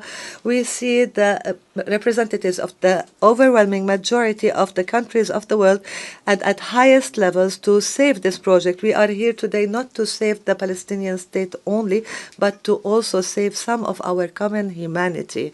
I would like to remind everyone that the State of Israel was established through a UN resolution, and the the states recognizing Israel had the biggest impact on the fact that it was established and given legitimacy. The UN resolutions stipulated the establishment of Palestinian state to be established alongside Israel, but this state did not see the light of day for several reasons. We have a duty, this important duty, to make this conference a major milestone on a path that is important and a road that is irreversible towards implementing the two-state solution, and for the states to recognize the Palestinian state today. They should also have the duty of protecting Palestinians against systematic killing and the Palestinians against punitive measures that undermine future opportunities and bring us backwards. Thank you, Mr. President. أشكر معاليكم على مداخلتكم وقد Thank you, Your Excellency, for this statement. This would be our last speaker for this afternoon. The fifth plenary meeting is hereby resumed. I now invite my fellow co-chair to make his statements. Vous remercier, chef d'État et de gouvernement. I wish to thank you, heads of state and government, ministers, foreign affairs and official representatives, for having participated in this historic conference on the margins of the UN General Assembly. The conference has allowed us to take note of the significant progress that has been made since the conference last July, and we must not and we will not stop here. This collective effort is vital and must continue in the next few weeks if we are to rise to the major challenge of transforming a hopeless ongoing war into a reality of peace and security which stands the test of time. Time is marching on given the extremely grave nature of the situation and the collective suffering of civilians. The dynamic we've ushered in today must be followed by rigorous work on Palestine's tomorrow. The Palestine Authority must be reformed. There must be the laying down of arms, Hamas excluded from government, and other things. This will, if we move forward in this way, there will be able to be a sovereign, independent Palestine state alongside Israel, guaranteeing everyone's security. As we chart this course, our only adversaries are extremism and hatred. Let us give them no ground whatsoever. Ours is the duty to stop Israeli and Palestinians from getting bogged down in an infinite spiral of violence. As the President of the Republic said, time has come for peace. Thank you.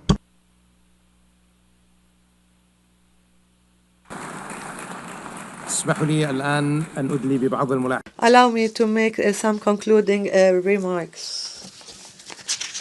The Kingdom of Saudi Arabia expresses its appreciation to all countries that have announced their recognition of the State of Palestine and its deep appreciation of President Mahmoud Abbas for his unwavering commitment to peace. These recognitions today are not symbolic but reflect a will and a responsibility in fulfilling the right of the Palestinian people to self-determination and decisive action towards ending occupation and make the two-state solution a reality that is irreversible. Based on what we have witnessed today and this growing consensus, international consensus, we will continue to work with all our partners in order to end the Israeli aggression and ensure accountability, achieve sustainable peace and prosperity for Palestinians and all countries in the region. We also thank our partners, the Republic of France, for their constructive efforts and genuine efforts to support the peace and the path of peace. I therefore conclude and we come to the end of the conference for the peaceful settlement of the Palestinian question and the implementation of the two-state solution. The meeting is adjourned. Congratulations.